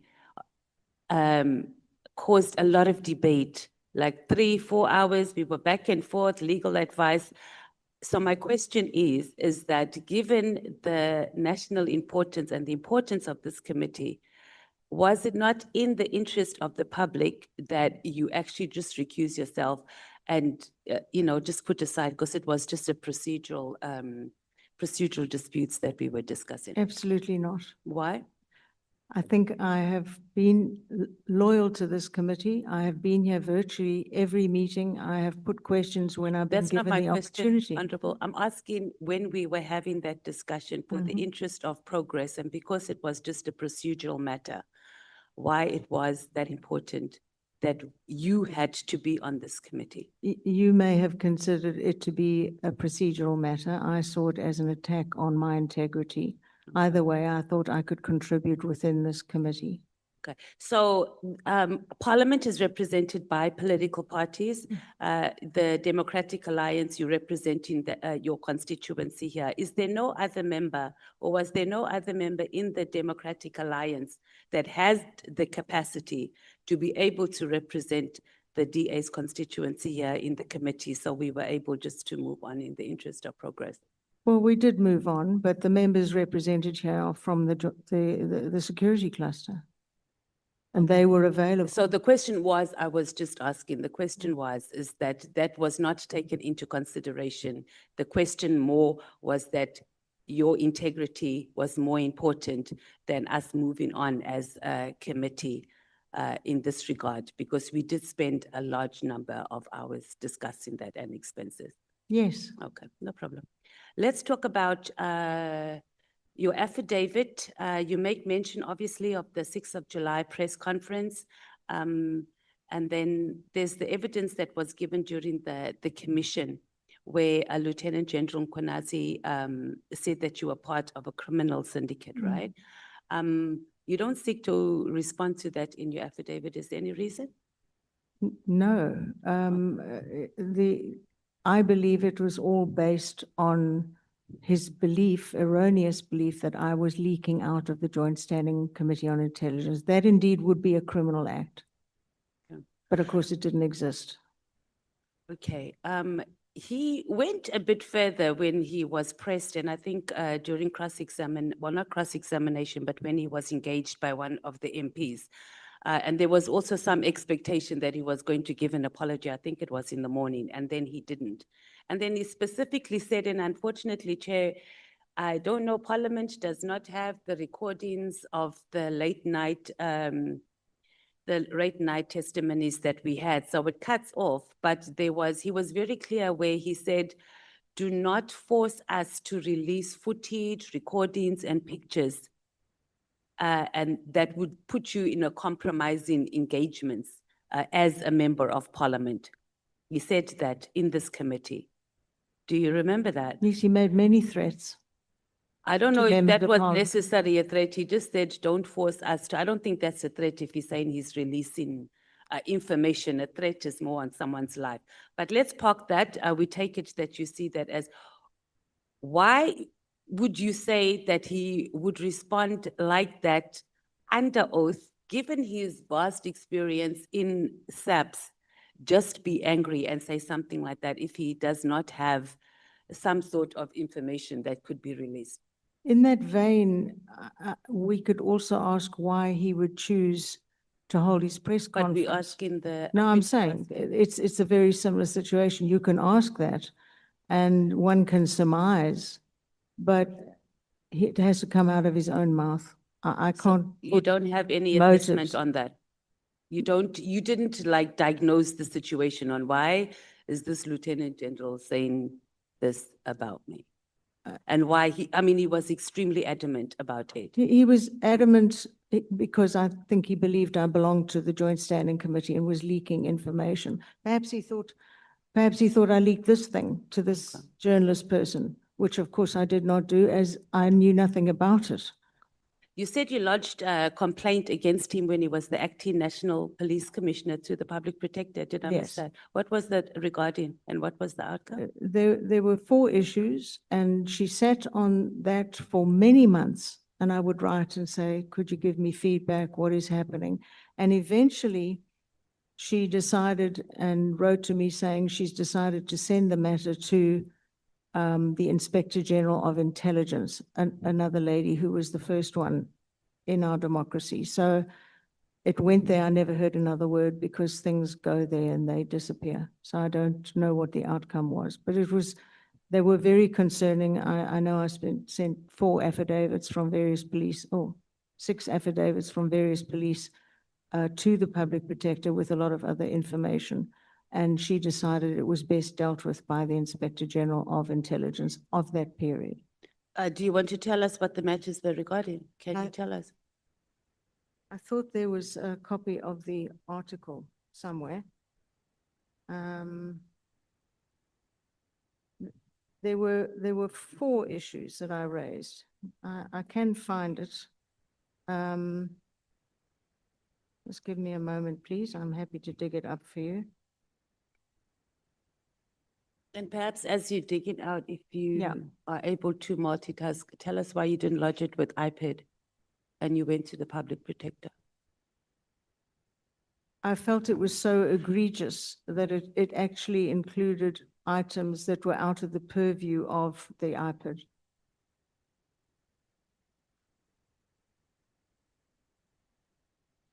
At the time when he was removed, he wrote or was quoted as saying he believed he was thrown out because he was fighting corruption. Certainly, he fought Richard Mdluli unsuccessfully, as did many of us. And that may well be the case. We have seen people who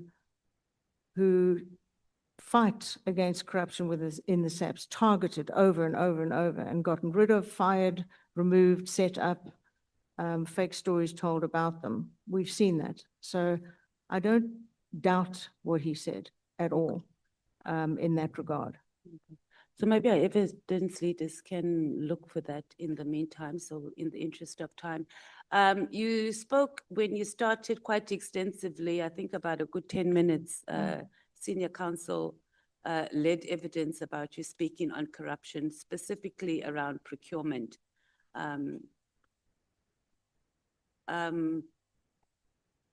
This is just sort of just a general question. Is there any government department, entity, whether it's national, provincial, local, that is immune to the issue of corruption, particularly around procurement? No.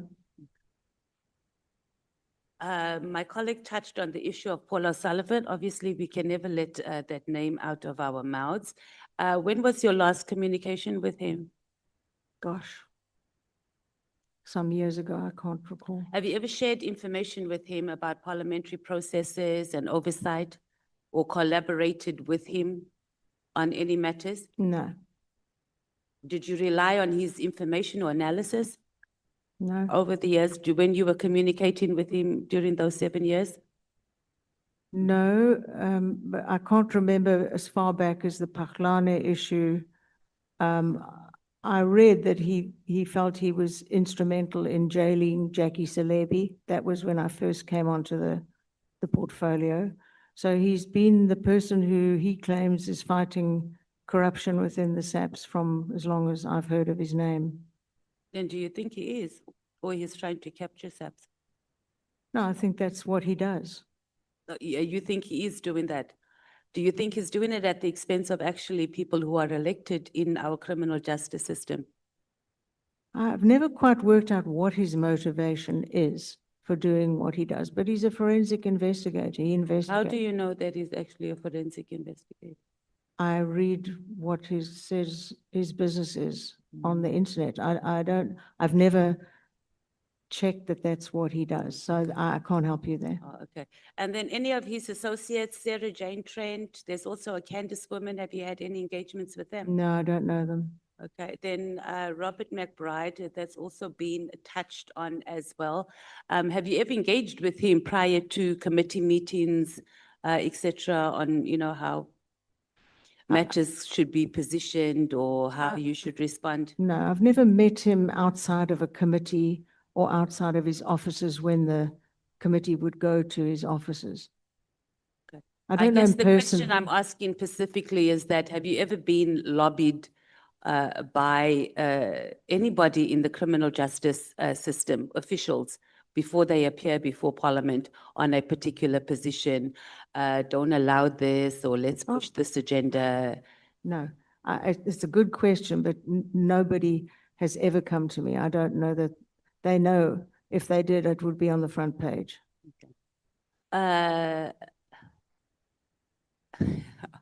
The other famous name on the committee, Sibia. You've been supportive, or were you supportive of his appointment as the Deputy National Commissioner? I have to tell you, I was shocked at the revelations that came out. I had no idea what was really going on. I've been shocked by a number of police, one of whom I thought she may be the next National Police Commissioner. And was I ever wrong? She was arrested, as was every family member, for intense corruption. So I am very skeptical of every single person these days, because I realize that it's very difficult these days to believe that someone is actually honest and honorable. So when you were at that point before these shocking revelations, when you were supportive of his appointment, what informed that? What was it about him that you thought he would be the Deputy National Commissioner that South Africans deserve? I never welcomed his promotion to that position. I didn't really have much information about him. I was told he was a good cop. Well, By who? general people speaking. And I never had an intimation that there was anything underhanded about what he did. I believed he was a good cop. There are many, many, many, many good cops. And I was quite shaken to hear what has come out of the various proceedings. So what hope, Honorable Khaled do you think we have? Because you have been serving on these committees for such a long time, and you are shocked that someone like Sipia, so you've been serving on these committees, you've been getting reports for these years over and over again, and we can make wrong calls Look, about somebody or He- about officials Yeah. just in general. It's a situation today that's affecting the entire country, where people will sit in front of us and say things you patently know are incorrect. So, I mean, we have no forensic investigators. We have no investigators on this committee. We have no detectives who can investigate. So we are I having hope to, you're listening, Chair. yes. And our speaker, yes, sorry. Continue. And so we have got to come up with decisions on whether or not something we are simply told with no proof is true or not. It's a very difficult position that we find ourselves in. So yeah, I am skeptical, and I'm saddened that basically I can only really talk about the police. I'm not an expert on defense or on justice, or even correctional services. I don't deal with those matters, but what I read is horrendous. And I really think that this country's got to shake things up and get things straight and start appointing only on merit, because we've got too many buddy-buddy situations going on throughout all of those entities. Thank you. I'm done. Thank you, Chair. Thank you. Thank you. Honorable Thank you so much, Honorable Mathaisa. Honorable Breitenbach, when you went out, Honorable Sauls shared with us the WhatsApp messages that you exchanged with him. And he complains that you sent him a message that demeans his African attire. And he said, with due respect, Chairperson, can you respectfully address Honorable Breitenbach and request her to retract that message and apologize? So in the interest of moving on, I apologize. Thank you so much. At 11:26 already, before he raised the issue, I Okay. apologized. So what does he want me to do? I apologize. Thank you so much. Is it adequate, Honorable Sauls?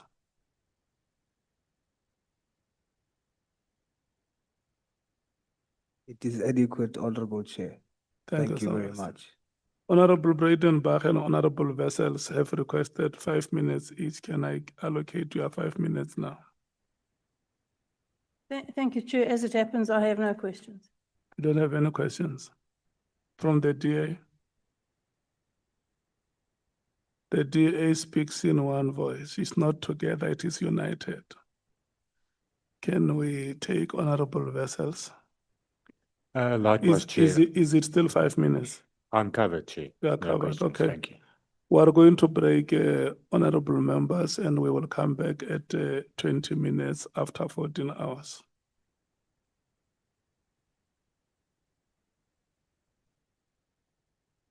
Yeah.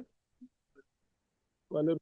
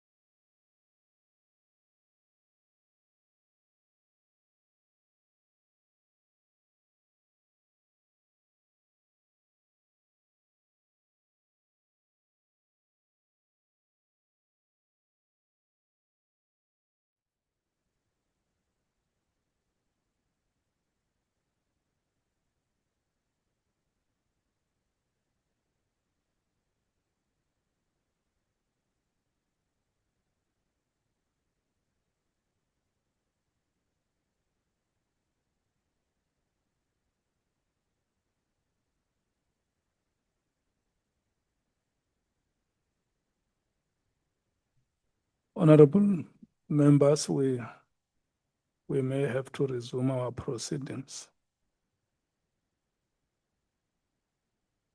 It's now 20 minutes past 2, like we have agreed. You are seated, Honorable Shongwe, and you are starting to ask your questions because your time is starting now.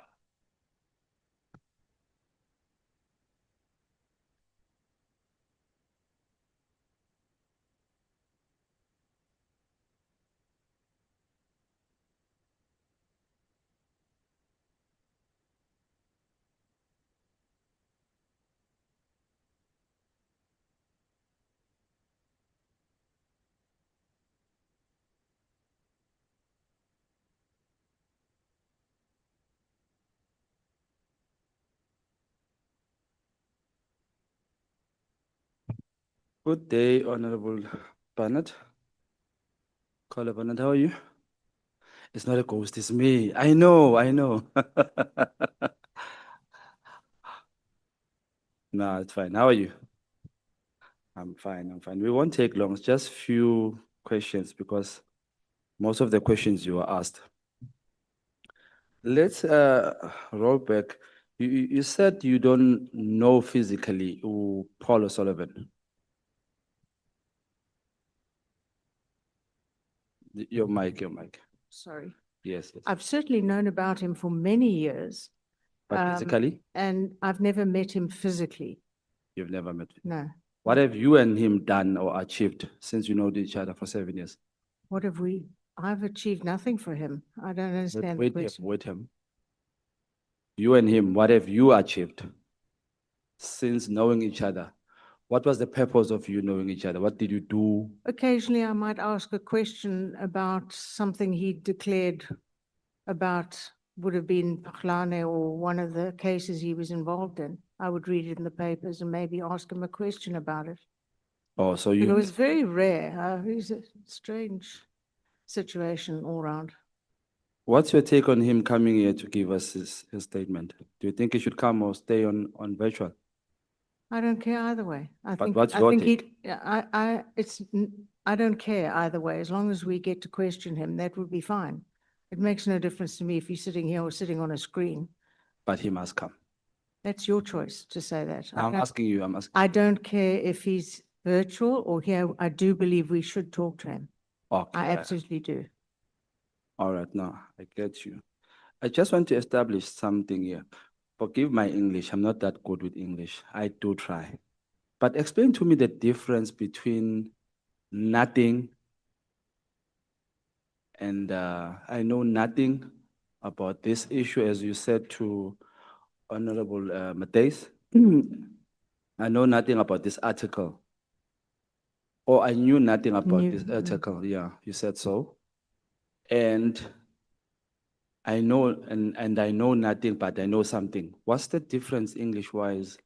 Nothing, does it mean nothing, next, or thank you? I don't know. No, this article, the first I ever knew of this article was when I read it in the newspapers like everybody else.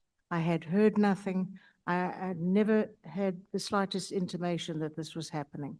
So I did not know about it. And just a correction, the article that was included in the pack did Yes. not include the last page on which they referred to Lieutenant General Khumalo. I couldn't work out where I'd got the name from. It was from that article. From that article. Yes. So the page is not here. Yeah, they're apparently printing the whole thing up now as we speak. I think let's deal with what we have so that I Okay. can be on record as well. Yes, of course. Because I'm asking the issue of nothing. I knew nothing. And then you later do what somebody I know did. You then confirm that you knew of this issue and you spoke of this issue from the article. Did I get you Yes. right? From the article. And that's the first time you got it. Indeed. Do you know General Sinona? No, Do you know of him? only he's been mentioned in the hearings, I think. Do you notice anything common between you and him? I Any don't know the man. similarities? Pardon? Any similarities between you and him? I don't know the man. Is that guy who said he wouldn't take any information out of SAPS? Then later he said, no, I took it out because of, is that guy? Do you notice something similar between the two? No, I noticed nothing similar about myself and him. Nothing. I'm asking this because when you say you knew nothing of this article, then later say, earlier you said you knew this issue because of the article. But when Honorable Nomvalo asked you, did then General Kumalo sign this purchasing of their property? You then said you knew the information from your sources. Now, which is the truth between this story? I looked and looked and I thought, where would I have got this from? I could only imagine, and it is a year ago, that I had discussed it, asked people, etc. But in fact, it was on the last page of the article. So Okay. that's where I got it from. I was. So the sources recall. story is just a story, we're just answering. Always check things with sources. Mhm. But in this instance, in reference specifically to Lieutenant General Khumalo, Mm. it was in the article. Okay. What's your take on Honorable Adam having classified information? Do you think, I'm shocked. I can't imagine how he got it. I mean, I know, for example, when I have to deal with classified information, it never leaves the committee. So how he got classified information is a total mystery to me. And I am shocked what because does that make him? Part of criminal or what? I think he sees himself as a whistleblower.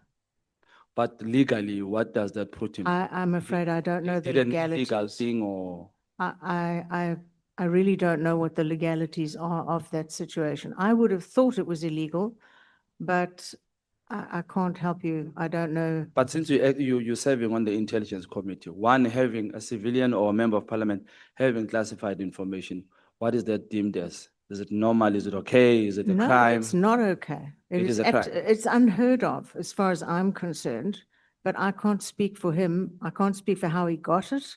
And I can't speak about the fact that he went and laid criminal charges using that information. So it's an absolute mystery to me. But based on the laws of this Roman Dutch law that we are using in South Africa, Mhm. is it a criminal offense to have documents that are classified? I would have thought so, but if one reads it with the whistleblower protection legislation, there might be a caveat there. I can't help you. I Are don't you know. saying you agree with me that this Roman Dutch law constitution should be changed because it doesn't have Never. clarification? I think the Roman Dutch law is superb. Why I so? do not Because- agree with you, and I don't think you'd made that point that I must agree with you on that. I think partially you do, because if you say to me, in this act, the same act, it doesn't allow it, and the same act, it allows it. What is that? I didn't say the same act. I said Okay, a the different same act. constitution. Yes, of course. Everything falls under the Constitution, but the laws are quite separate to the Constitution. Let's help South Africans here. Person having unclassified document, is that a criminal offense or not? I would think so, but I can't speak. I'm not a lawyer, but I would think so, yes. I know only the word in Zulu, Shayam Ted. What is it, Chair? What are we? What are we? Legislatures. Legislators. My legislature. Yes, yes, yes. We are legislatures. Yes. So let's give clarity to South Africans. Having documents that are classified, is it a criminal offense or not? I would think so, yes, but I don't know what is claimed in the whistleblower legislation, what protection one has if one is declared to be a whistleblower. I can't help you there. Of course, none of Trust us. me, you agree with me when you say this Roman Dutch law is not helping us. I'm not talking about Roman Dutch law. I'm talking about ethics. And I believe that every member in parliament has the duty to report criminality. Is it a criminal offense to have documents that are classified? I'm or not talking about that. I'm talking about what the contents of Yeah. it. So that's where the difficulty comes in. But I can't speak to, it's not my story. I suggest Can you I- ask Mr. Honorable Adams about that. Can I lobby you so that, Lobby me. yeah, in coming this side of my understanding of that, we need to change this constitution because it doesn't give clear indication and direction on such a thing that is so obvious. If you have classified document, should you have it, it's criminal. So you say, I don't think so, meaning it might be a chance that you should be charged or not. What it means, Can't have laws like what that. it means is I'm not a lawyer and Yeah. and also, of course, the laws, etc., do not fall under the Constitution per se. They fall under justice. So a person in the justice division or a lawyer, an advocate, they would be able to look into this and find out what the actual legal precedent is. I can't help you in that regard. According to the committee you're serving in, which is intelligence, what do you deem a person who discusses information that is discussed there? Hence, you said you come in with a pen and you leave with a pen. So a Yes. person who discuss what you discussed there, what do you deem that person? That's not legal. You can't do that. What do you deem that person? Is Pardon? that a criminal offender or is made? I think I don't know How if do you it's classify? criminal, but I think there's certainly regulations against that. That are broken, right? There's laws broken in that case. It could well be. I can't So answer discussing definitively. information that is classified, if we agree, me and you, using the very same constitution that has no clarity, is a criminal offense or is wrong? No, I don't think it's a criminal offense at all. If it's not within the purview of the Joint Standing Committee, Mhm.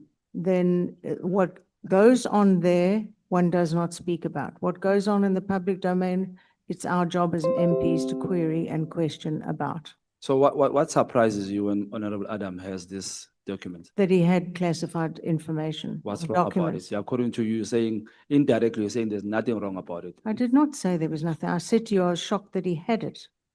Okay, let me ask you a straight question. Do you think Honorable Adams did something wrong or criminally to have documents that he shouldn't have? That's not for me to determine.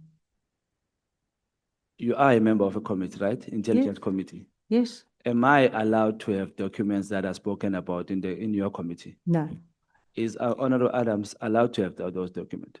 I would not think so, no. But I am not a lawyer, so I can't really answer that. Your answers are differing in one space. Am I allowed to have those documents? No, Is Honorable Adams allowed to have those he documents? should not be, no. No. So now let's discuss this. If I happen to have those documents, am I breaking the laws of South Africa? I don't know what the laws are in relation to classified. So how do you guys get documents. to a space where you say these classified documents should be classified and they can't be on the hands of an ordinary person? How do you get there? From what I gather, I'm asking you as a member of Intelligence Committee, yes, right? from what I gather, to classify a specific thing, a document or anything else, has to go through a rigorous process. There are levels of classification and the like. So I can only presume that what he had gone through and been classified at a certain level. But as I Then say. why should we from my deem case. him doing something wrong if those documents, according to you as a member of Intelligence Committee, there's no law that says he's done something criminal or he has offended us or I don't know how to put it.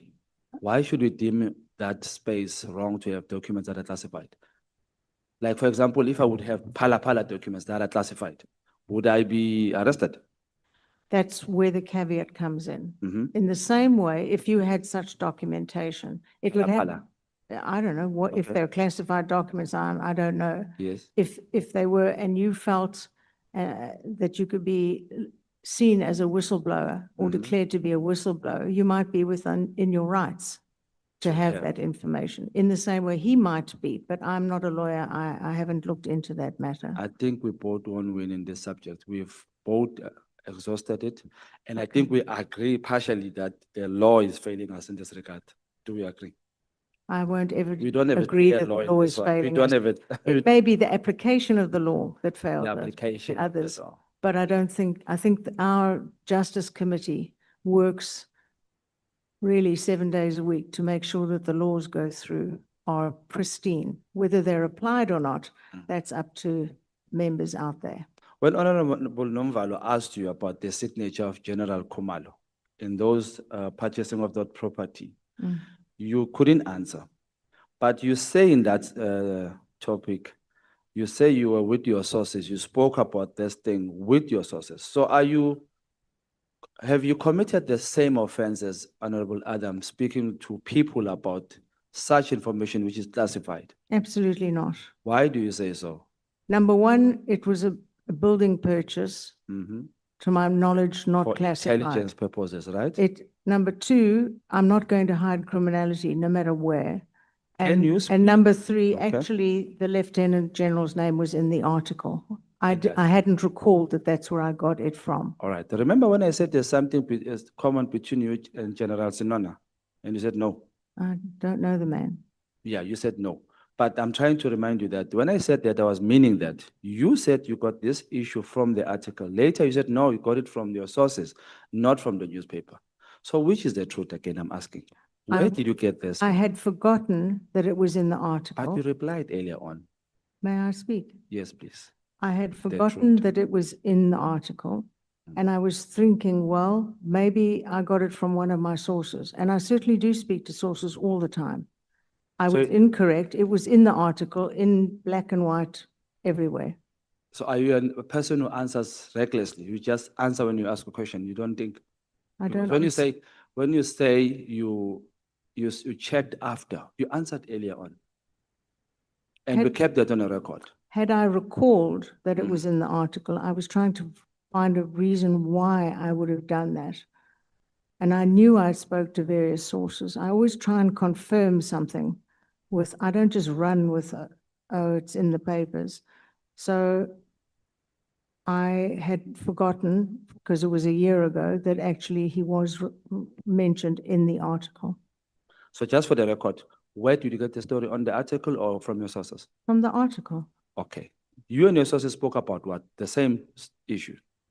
I've questioned many people about, Mhm. is this even true? Can it possibly be true? Why is it being done? I asked many people this. Okay. Tell me, what's your take on General Mkhwanazi going to the public on the 6th? I'm of two minds about it. Mm. I understand he's a very frustrated, furious officer who feels that every entity is letting him down personally as a lieutenant general. Mm. On the other hand, what he did was quite threatening to the country and scared many people and had people overseas thinking we were in the midst of a coup. So it's a two-part issue. And I haven't quite made up my mind which way what to believe, but I do think he's incredibly frustrated with the delays right across the board, Okay. within the system, I beg your pardon.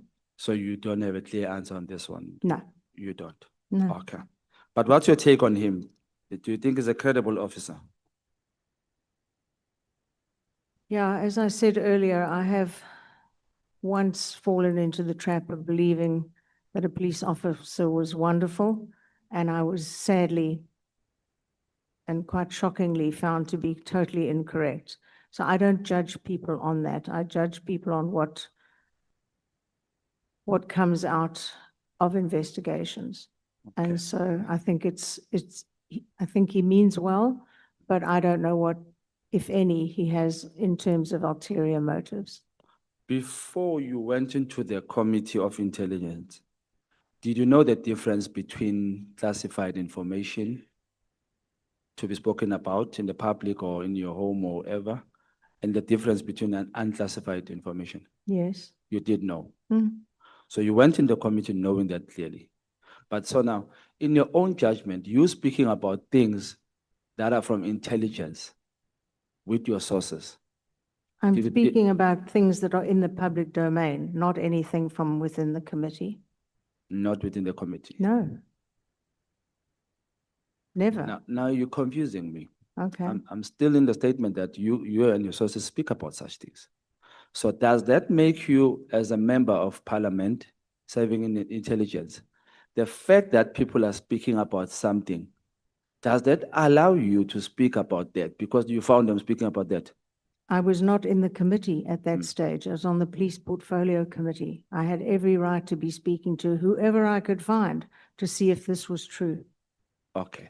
So you did know the difference between classified information and unclassified information before you went into the committee, Yes.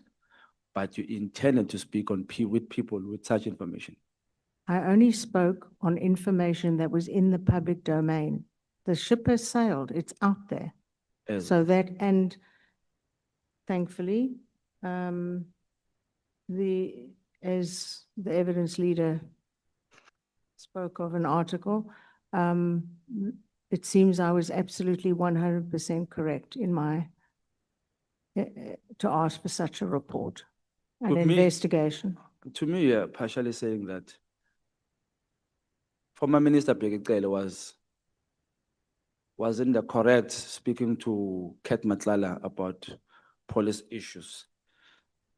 When you say, because it's done before, it happened before, so as a member of parliament, I should see nothing wrong with it because it happened before. So I'm asking in that sense. Honorable Skosana. Thank you, Honorable. Thank you.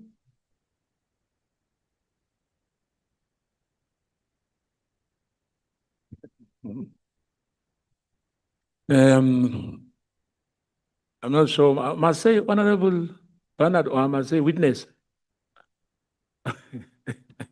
Is Honorable Diane Kalabanat. Oh, okay. Thank you. So I'm not talking to the witness today. Once again, good afternoon. You know, I've got a little bit of a concern in terms of what transpired. You know, it looks like you rely on the media. The media, do you know that the media sensationalize matters in this country? In particular, media 2024 to be straight on this matter about the media. I don't determine that any report is sensationalized till I know the facts behind the matter. So what I'm asking you, do you know that they sensationalize the matter, or you don't agree with me? I beg your pardon? That the media sensationalize matters in this country. Some media does, some media certainly does, other medias are quite credible. I still have to find one, because the editors determine what they want the consumers to consume. You know, we've been misled in this country many times by journalists, especially the one in one of these, I think is, you used to come when we have our meetings here, Kyla Coleman. Now, the issue of this house, which was purchased by Crime Intelligence, that is worth 22 million. Is there any evidence of that? Just want to start there. Evidence that it was EFT, they paid 22 million, there was an agent involved, there were transfer duties, because when you purchase a property, it's a process. And there's this thing which we called goodwill. Whether in purchasing the property, there was a goodwill from the owner, saying that the property was worth 15 million rand, but it was purchased for 22 million rand. What if the 7 million was for goodwill? I can't answer that. I would say that the Inspector General of Intelligence who did the investigation would probably know the answer to that. I can't help you. But as we sit here, must we take it as it is that this property I mean, you are disputing the value. I mean, the journalists from the journalist point of view, that this property was inflated. It's not worth the amount which the Crime Intelligence has paid for. That is why I asked the Inspector General to investigate the matter. So One of the matter reasons. is still under investigation. No, he's completed his investigation. Yeah, and then what was the findings? I'm not at liberty to speak about it, but the evidence leader did have an article that seems to detail much of what was found. No, not the article. The response from the Inspector General, because you inquired. That's what I'm talking about. Yeah, but you say the media, they give it to, maybe they know. I'm just talking from you, that the response from the Inspector General. What was the response in terms of? Okay, let me say again, that report went to the JSCI. I'm not at liberty to discuss the report. So it's a classified report. Well, anything that we discuss in there stays in. there. Yes. Now, However, there are reports about the Inspector General's report, which the evidence leader went through earlier on. yeah, I just seen in your submission. So I just want to find out exactly as well on this matter. Paragraph 11.2. The Minister of Public Works and Infrastructure, Dion McPherson, as I noted in the statement, Minister McPherson told the DA on the 14th January 2025 that crime intelligence has not acquired the property through the DPW. Now, my question will be, it was your rally or your federal meeting when you say he told the DA. He told me. No. Your statement says he told the DA. Me, No, but we are not the DA. aren't I? Oh, We are Honorable Kona Barnard. yes. But here it says the DA. Okay. Well, he told me that he looked into it and could find no such property.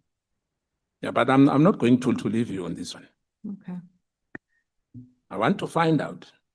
Hence, my question is on 11.2 that Minister McPherson told the DA on the 14th of January about the matter of the crime intelligence that it was not acquired through the DPW. Now, the crime intelligence, I think Honorable Nomvalo asked you that, do you know any other buildings which were purchased by the crime intelligence? Because if the minister, Dean McPherson, was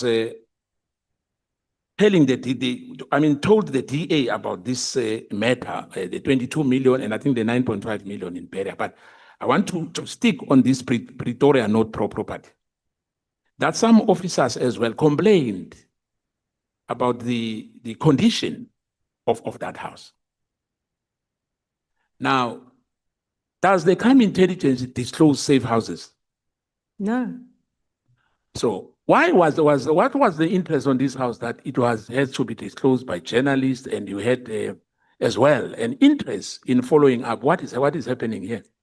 well, perhaps you should discuss this with the sources who've told you that there was an issue with the state of the property. No. I'm saying it's your statement is here. Yes, I don't have sources. I just read your submission.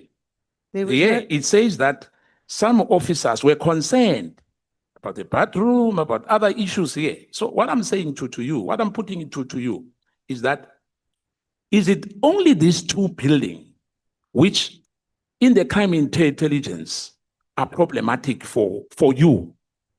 These are the only two buildings that I had knowledge of. Yeah, now, the minister as well, McPherson, only knows about this. I only asked him if he was the custodian of the crime intelligence buildings. So the response was that he No. is. No, it Yeah, was now- no. Now, why are we then getting involved in exposing safe houses of the crime intelligence, even giving addresses and pictures? These are not safe houses. The one is a hotel. No. But remember, Honorable Barnard, that hotel was bought. Am I right? It's no longer a hotel. Am I right? It's as far as I know, it's a hotel. I don't know. So, I've never been there. as we speak here, I can go and book there. I don't know. I've never been there. So your research is incomplete. Do you agree? No. No, but you can't say it's a hotel because the crime intelligence has bought that property. That's their issue. I didn't Yeah, buy but- the property. I've never been to the property. Yeah, but now, Honorable Barnard, I'm saying to you, you said it as well because you agree with these journalists to say the property is worth 9.5 million. Am I right? That's what it says in the article, yes. Yeah, no, I'm talking about you now. Let's leave the journalists because they can say the property is worth 1 million or whatever, but I mean, we had the issue of General Patlane, and they argued that the house they were talking about here, it's not worth 8 million rand they are talking about. And I don't want to go there because you'll ask me how, but maybe I can substantiate that at a later stage. The issue here about this 22, in fact, my worry is that now you are making me more worried about this matter to say it's a hotel. But it was bought for crime intelligence. Well, if they used it for a hotel, I want you to confirm that, because I don't want us to have allegations here having now to speculate whether it's still a hotel or that property belongs now to the crime intelligence. I have no idea. So your submission is incomplete No, because there's no evidence that it's a hotel. the property was a hotel. It may still be a hotel. This was all what was asked of the Inspector General to investigate. Yeah, but you said that you have the report now, though you said maybe it's classified. So we'll never know whether. Not talk about it. Yeah. So am I right to say is incorrect to be misled and told that that property as well, or it was a fruitless expenditure, or it was corruption? Because 22.8 million, whether the seller and the buyer agreed on that for whatever reason, 3,500 square meter is X amount. It's a suburban area. They wanted to keep whatever they want to do. The crime intelligence to not expose those that property to ordinary citizen like us, because it's a classified matter. Am I right? Okay. Now, I'm a bit worried when it comes to that. I understand that you've got passion. You want to make sure that there's no corruption in this country. But let's follow the processes as well. We are very unhappy with the Constitution. We are very clear as Mkhwanazi. Very, very, very clear. Very clear. You know, and I think Honorable Shongwe said that this Constitution, so-called best, is best for others. We are not here to. In fact, yeah, let me put it in a context that people will understand and will understand me very, very well. You said that, I'll give you an example, that the 6th of July scared some people in overseas. What for? What was happening? Why they were scared? And people in South Africa. I'm sorry? Equally scared some people in South Africa who thought when they switched on the television Yes. that we were in the midst of a coup. But police never anywhere in the world. I never heard about police unless maybe in the mass, where police can really go into that extent of a coup. Coup is soldiers. And what did they look like to the average No, South African? no. They looked on that day like soldiers. No, It was a visual. But me and you know about the special task force. Am I right? Yes, of course. You know their uniform. Yes, of course. Yes, I understand that General Spear and others complain about the uniform and some other political parties. That's. Hence, I was saying to you, they are sensationalizing things. There's nothing wrong with the uniform. We are called names with uniforms. We are not scaring anybody. I mean, police general wearing what he qualified when he went to college as well. It's not, it's an elite unit in our police force. There was nothing scary. I mean, you are scared about someone addressing the media, a policeman, and say there was about to happen, there was a coup. It's misleading, and it's incorrect to tell South Africans that people were thinking about that. No. And the general was very clear on the day what he was talking about. He came to our police. I sit in that police portfolio committee. We know that we've dropped the ball. Hence, we had that press conference, which today, a lot of people in this country are happy. We won't be here. we will even know about what is happening in the top echelons of the SAPS and the judicial system for that matter. Well, we'll get to that. We are not yet there. But in your view, do you think it's correct to divulge crime intelligence matters in the public? Not if it's spoken about in the Joint Standing Committee, no.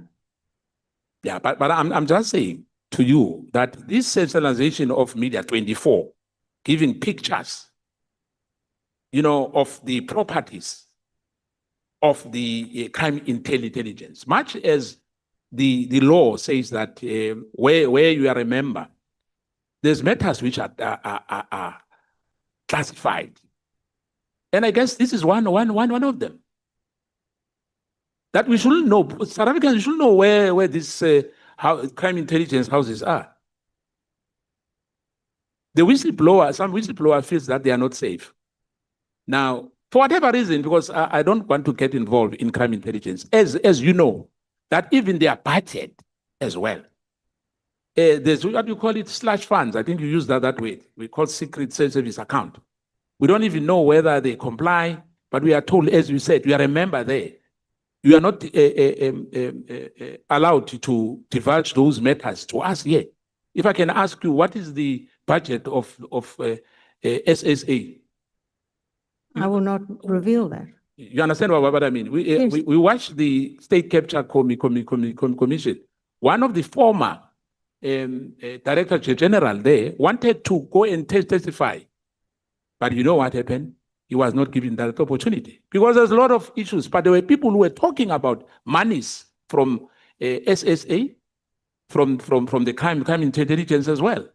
But for me, my worry is that what you submitted to us was not supposed to be known by the public, because it's a crime intelligence matter. What they do, what they purchase, it's got nothing to do with us. It's their safe haven to protect whoever they want to protect and hide it. Because, I mean, some of the, before 1994, some of us were tortured. And that pain is still within our DNA.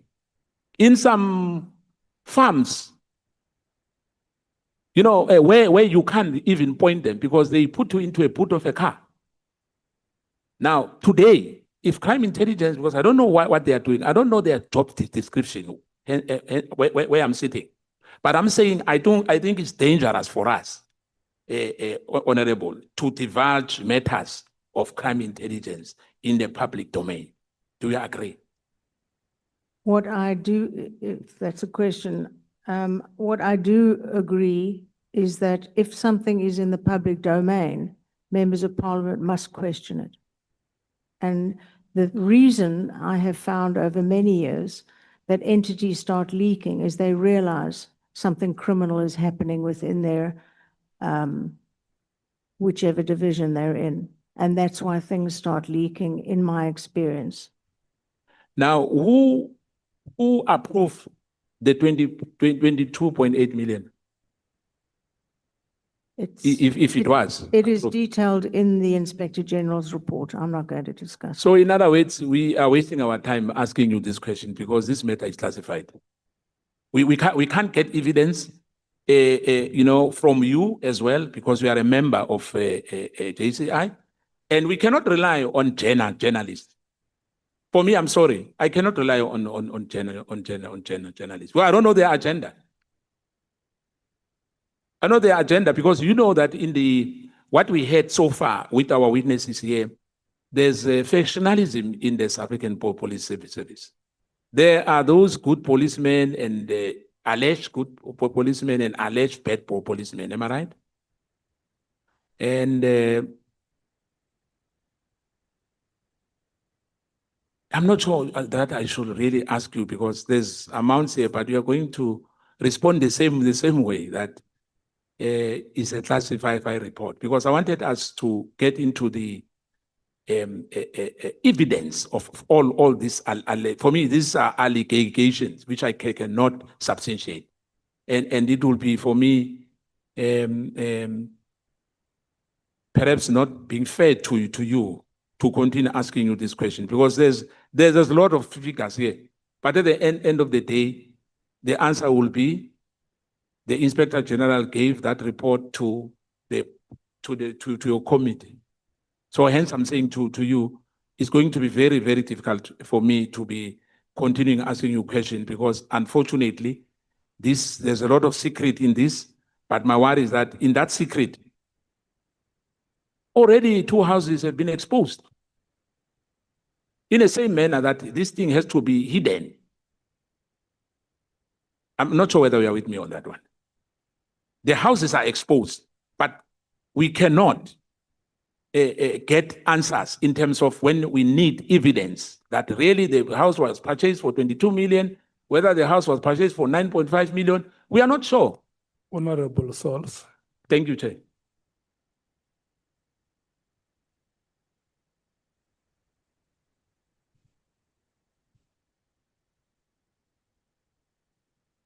We agree. I finish at 20 past. Thank you, Chair. Mr. Watch on the wall is closer to you. And I'm wearing glasses. Honorable Paula Barnett, good afternoon. Well, let me start by saying thank you for your service to our country for the past 23 years. The 21? 21. Actually, I think it's 22. Because you say in your affidavit 2002, is it not? 2004, I was sworn in. So I'm in my 5th term. Yeah, that is 22 years. Well, 22 years. Very long. And counting, you're still here. So as a young MP, I salute you and I acknowledge you as a seasoned politician and a public servant. Do you believe everything legal is right?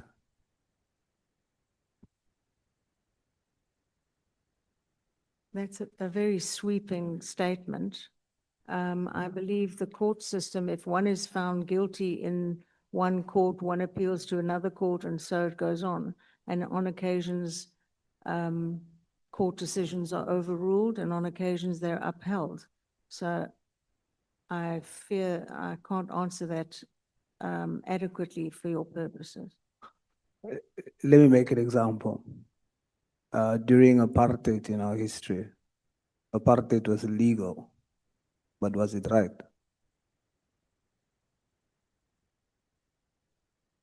Of course not. So not everything legal is right.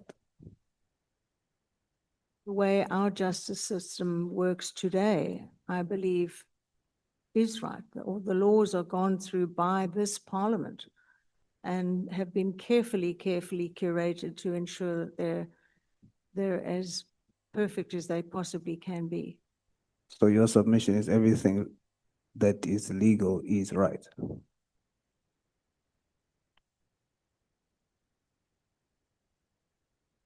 I'm not sure how to answer that. Okay.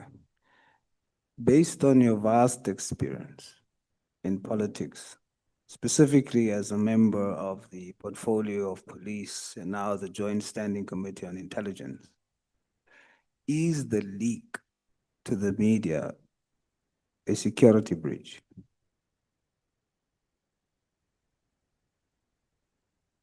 Yes, I suppose it could absolutely be said that it was a security breach.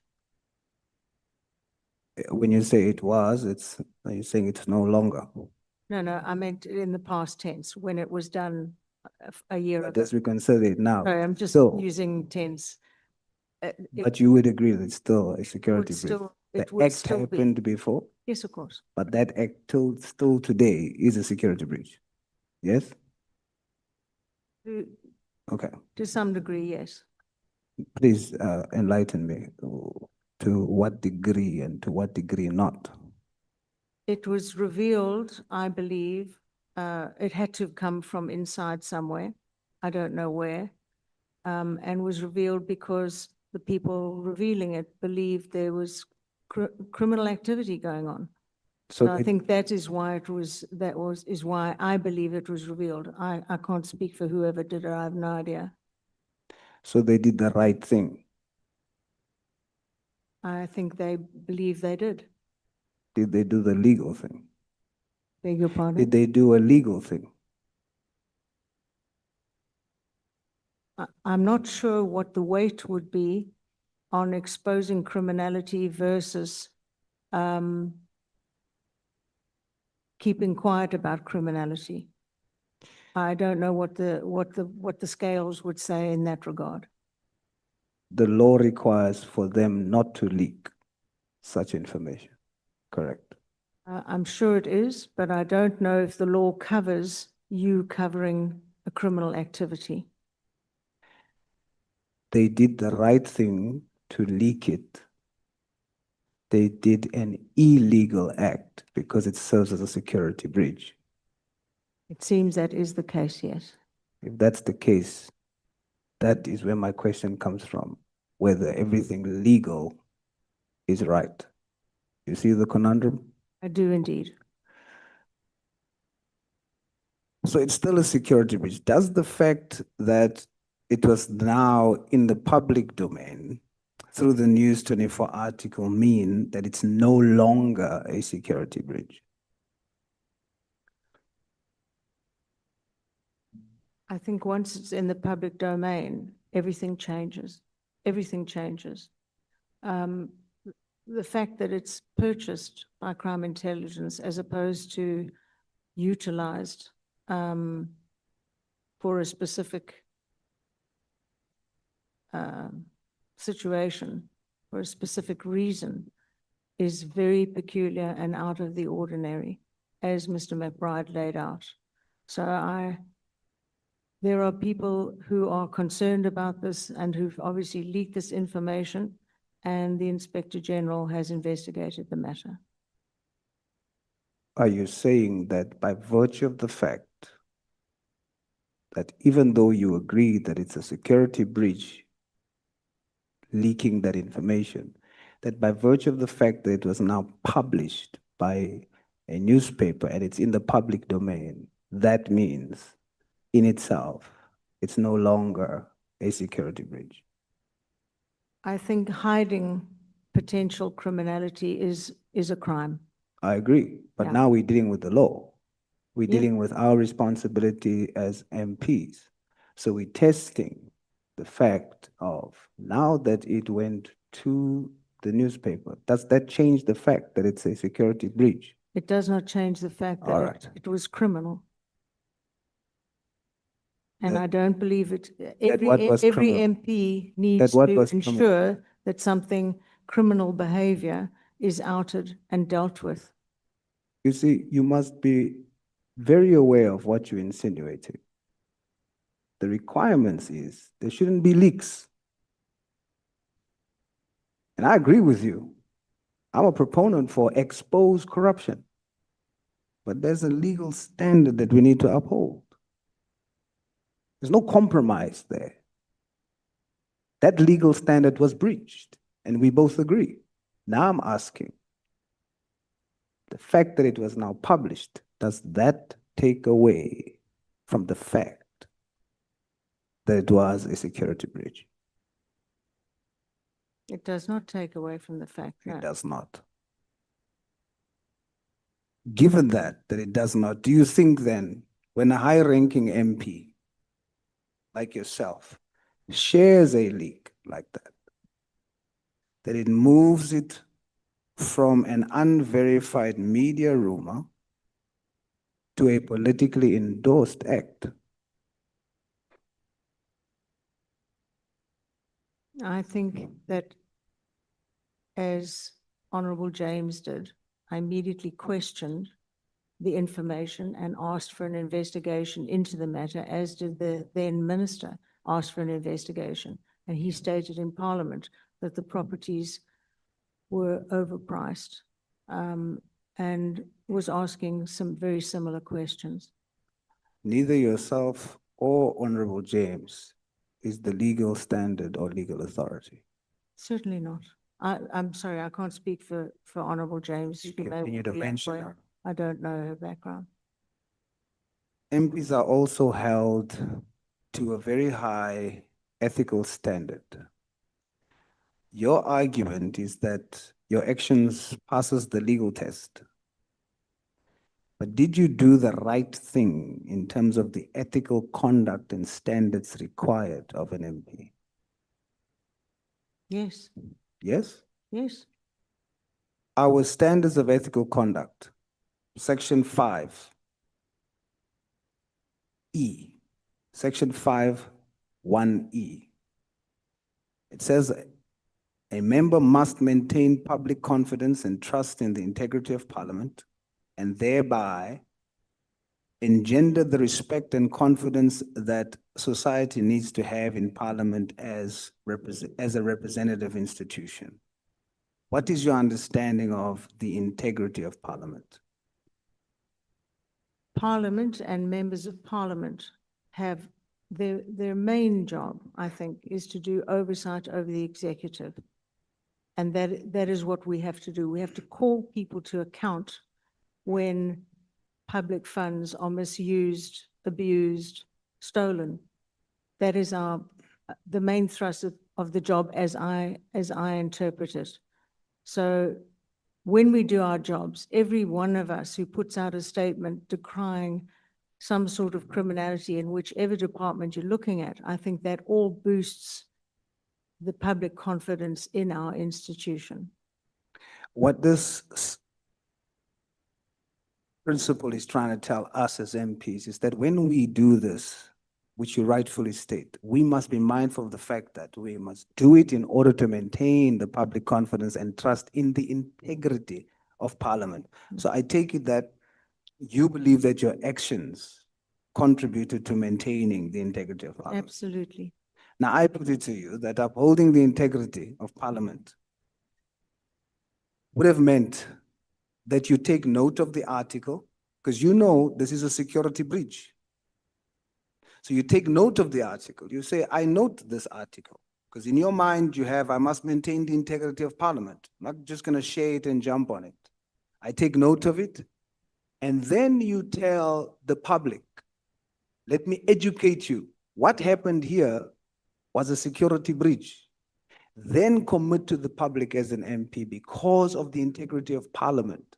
You are going to use all internal parliamentary oversight mechanisms to make sure that you deal with this and also ensure that secrecy is not used as a cover-up to misuse state funds. So you note, you educate the constituency, and then you commit to parliamentary mechanisms that you will employ to deal with it. I put that to you.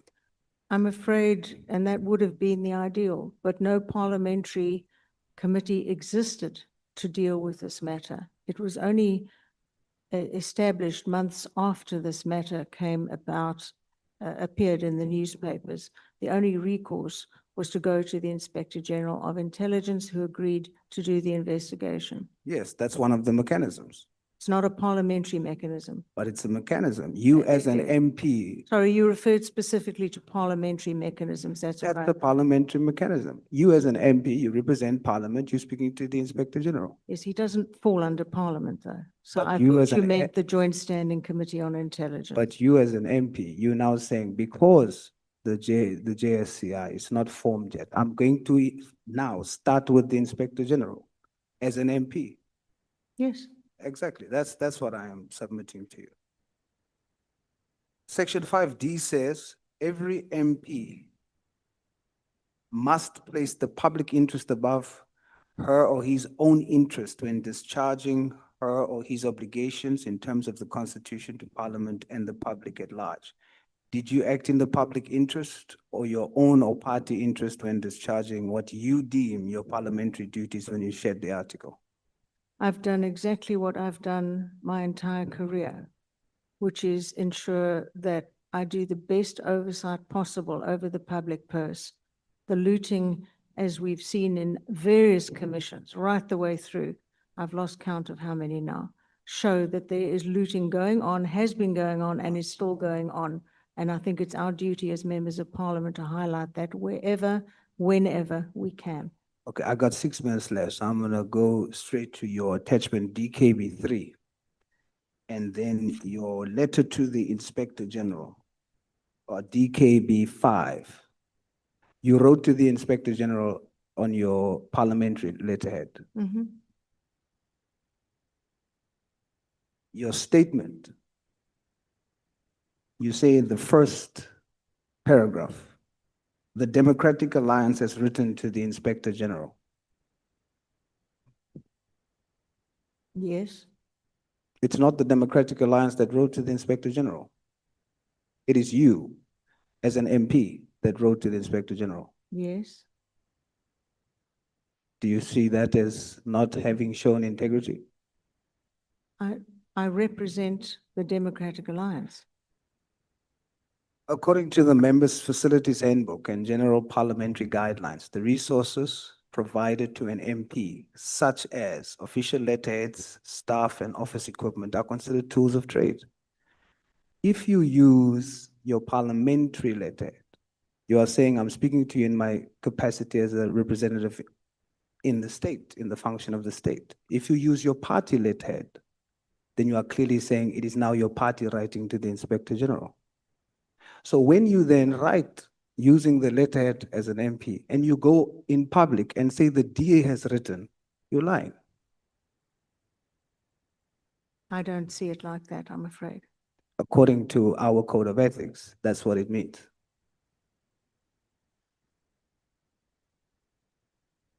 Then, 4 minutes. The properties, who's supposed to report on it? In which committee is it supposed to be reported about? Is it in the police portfolio committee or in the JSCI? It would come to the Joint Standing Committee if it had existed. Yes, but what is the standard? Where should it go? That's what I just said. It should have gone to the. No, Joint- you said if it existed. So in other words, you're taking us back there, but I'm looking for the standard. Where should it? Because you're insinuating that if it doesn't exist, then it must be reported in the police committee, which is not the case. No, I did not insinuate that. Well, then you said, There are then you shouldn't say if it existed. The So- Joint Standing so answer the Committee of question. Intelligence did not exist. There That's was no immaterial to the committee. question. You see that you do it again. It's immaterial to the question. Where should it be reported? To the Joint Standing Committee of Intelligence. That would mean that you lied in your statement to the public. You say in paragraph 2, while it is reported that the purchase took place in October 2024, it is striking that no mention of such a purchase was made when the SEPS reported on its property portfolio, the Portfolio Committee on Police in November 2024. Indeed. You're wrong. You misleading the public. You making the public in a public statement think that where that report had to happen was in the portfolio of police. I said there was no mention of it in the. They shouldn't be mentioned. I said there was no mention of it in the portfolio of police, Should there be? and there was no Joint Standing Committee. Honorable Barnett, It should had, there? they had not announced that they were purchasing anything, as far as I knew, within the Police Portfolio Committee. And certainly Should there have been a report of this matter in the police committee? there may have been. No, I don't should know. there have It been? was an aberration to have them Based purchasing on the property. law I that don't know you what. the are law well is. aware of, based on 22 years of experience, should that report have been given in the police committee? The report, as I said, there was no report on this matter before the police committee. There shouldn't have been. My question is, should there have been? I can't determine that. Yes, you can. No, I cannot. You just earlier said where it's meant to be reported in is the JSCI. The JSCI did not exist. It may Yes. well have been raised within the police portfolio committee. All I right. don't know. Are you saying that now? Are you making that submission to say that because it didn't exist, it should have been done in the police I'm committee. not saying it should have. So it shouldn't have. I'm not, what I said was I took it to the Inspector General of Intelligence. I know that. I want to know, where should the report be given?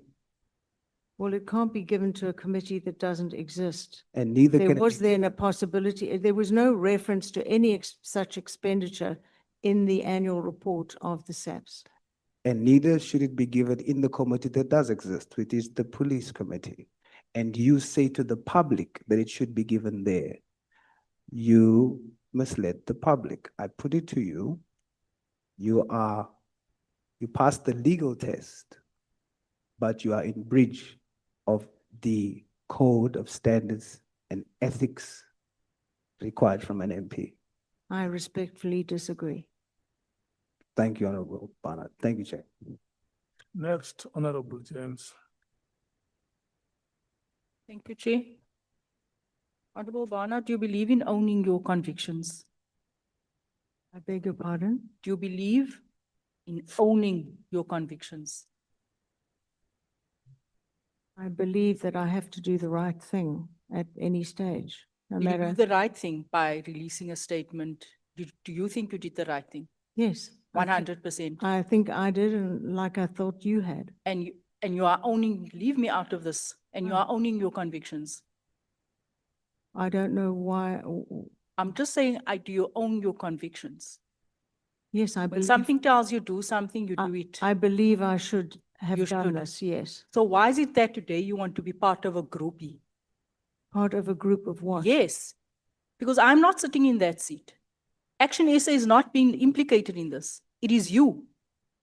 Every time you get asked a question, you say, so did Honorable James. Okay. Every time you get answered, like several times here today, you say, so did Honorable James. So did the entire day. This is why I'm asking you. When you do something, you believe in what you do. Yes. So don't be part of a groupie. Leave the groupie syndrome. Why was it necessary for you to the entire day say Honorable James and Action SA? What were you trying to insinuate? I wasn't insinuating anything. I was congratulating you for doing your job. But the entire day, this is not about us. Okay. There are no allegations, nothing. Why do you think it was so important for General Mkhwanazi, out of everyone, just pull a name out of a hat and it's yours? I did go into the history that we have earlier on.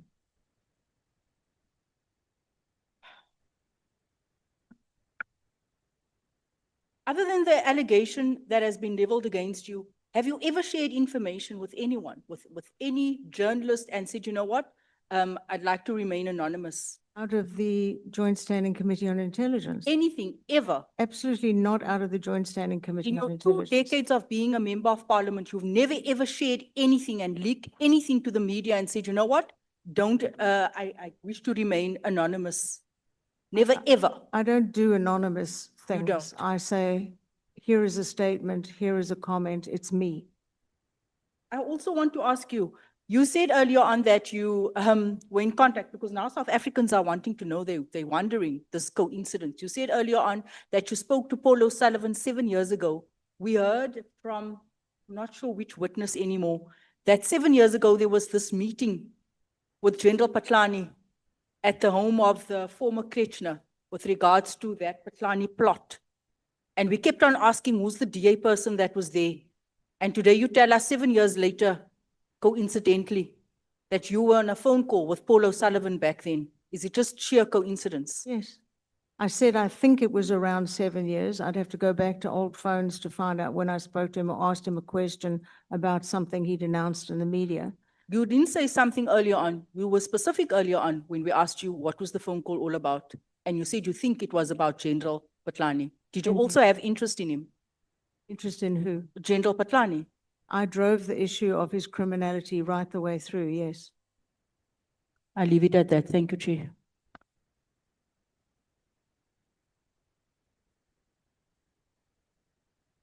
Honorable James, are you done? Honorable Matthews, are you back? Thank you so much. You can You can only thank the benevolence of the chairperson. And I check, Advocate Aaron said you have questions to ask the witness. No, thank you. Thank you very much. Okay. Honorable Kola Barnard, is there anything more that you want to say? No, there's nothing I think I need add except the correction that the Kumalo name was raised in this article in News 24. That was the only correction I wanted to make. Thank you, Okay. Chair. Thank you so much. You are looking at me, Advocate Mkhwanazi. Okay. Thank you so much for the work that has been done during this week, the fourth week since the year 2026. Next week is our fifth week. There is a State of the Nation address on Thursday. Members of this committee are invited to attend the State of the Nation address. So it means we are going to have 2 days next week, Tuesday and Wednesday. And then the other week, starting on is the week of the 16th. There is a SONA debate for 2 days, which will be Monday, Tuesday, and the president responds on Wednesday. And the Thursday, the 19th, will be the tabling of the budget.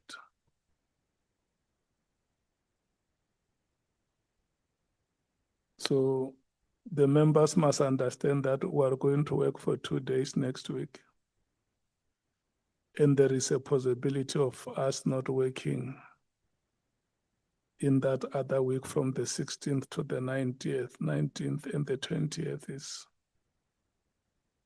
is the last day of the committee.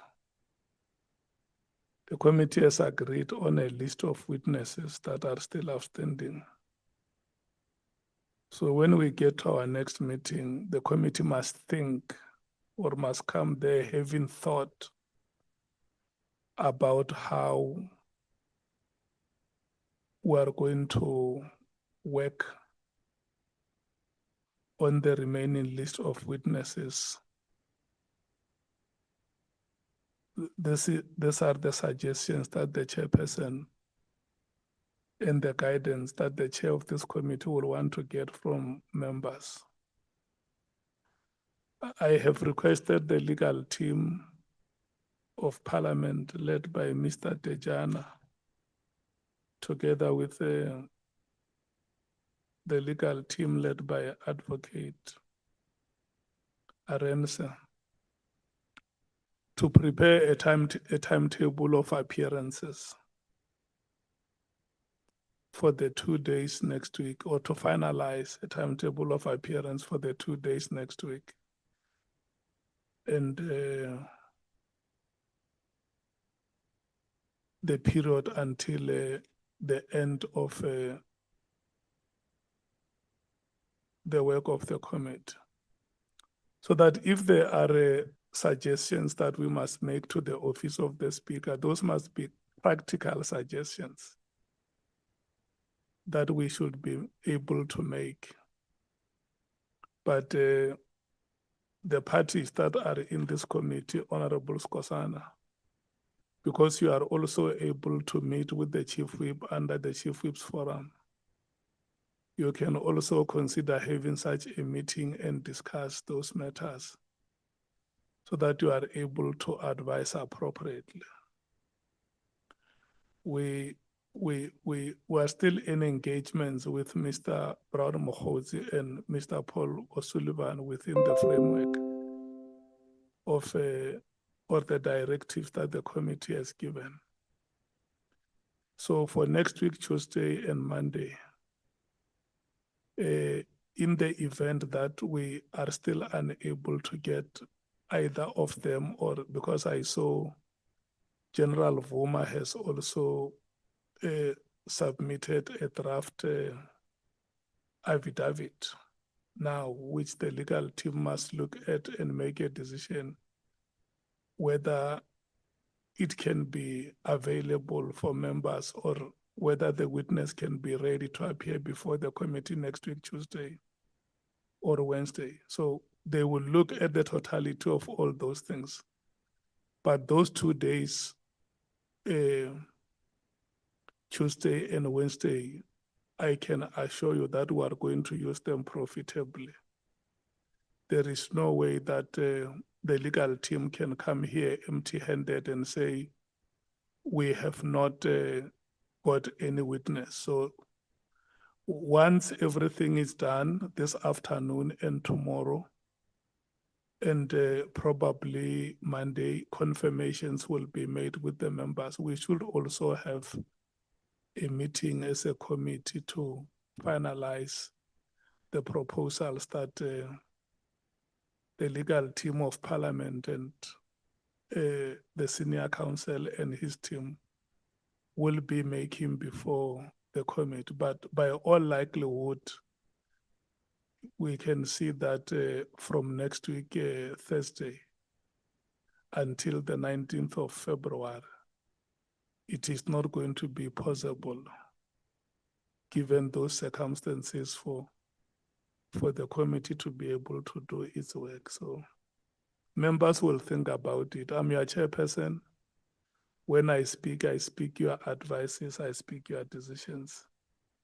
So today we have done our work very speedily. I'm going to release you now so that you have enough time to think how, within the circumstances, we should be able to finish the outstanding list of witnesses. Honorable Scosan. Oh, okay, thank you, Chair. I thought Honorable Adams is going to appear after Honorable Barnett, but unfortunately, thank you, Chair. All those possibilities are there. That's why I say, remember, we have General Patlane, we have General Mkhwanazi, we have Honorable Adams, we have General Vuma, we have Mr. Paul O'Sullivan, we have Mr. Brown Mkhwanazi, we have that list of applications from Honorable Souls that we have endorsed. The witness who was here yesterday must also come back, we have agreed. So there is no problem. Let's allow them to look at the whole list and make a complete proposal on how the appearances will be scheduled before the committee. Does that make sense, honorable members? May you please, Honorable Sangon. Sorry, Chair. I just wanted to clarify the questions to the president. We send Oh, them. Yes, thank you, Chair. Oh, yeah, Mr.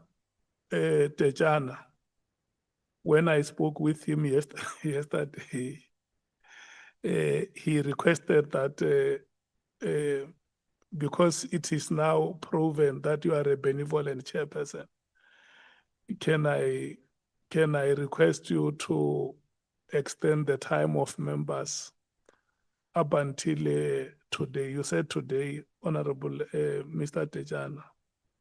Yeah, we can give them until tomorrow. This is what you must do, members. If you have questions that you want to forward to the office of the president, let's have those questions submitted.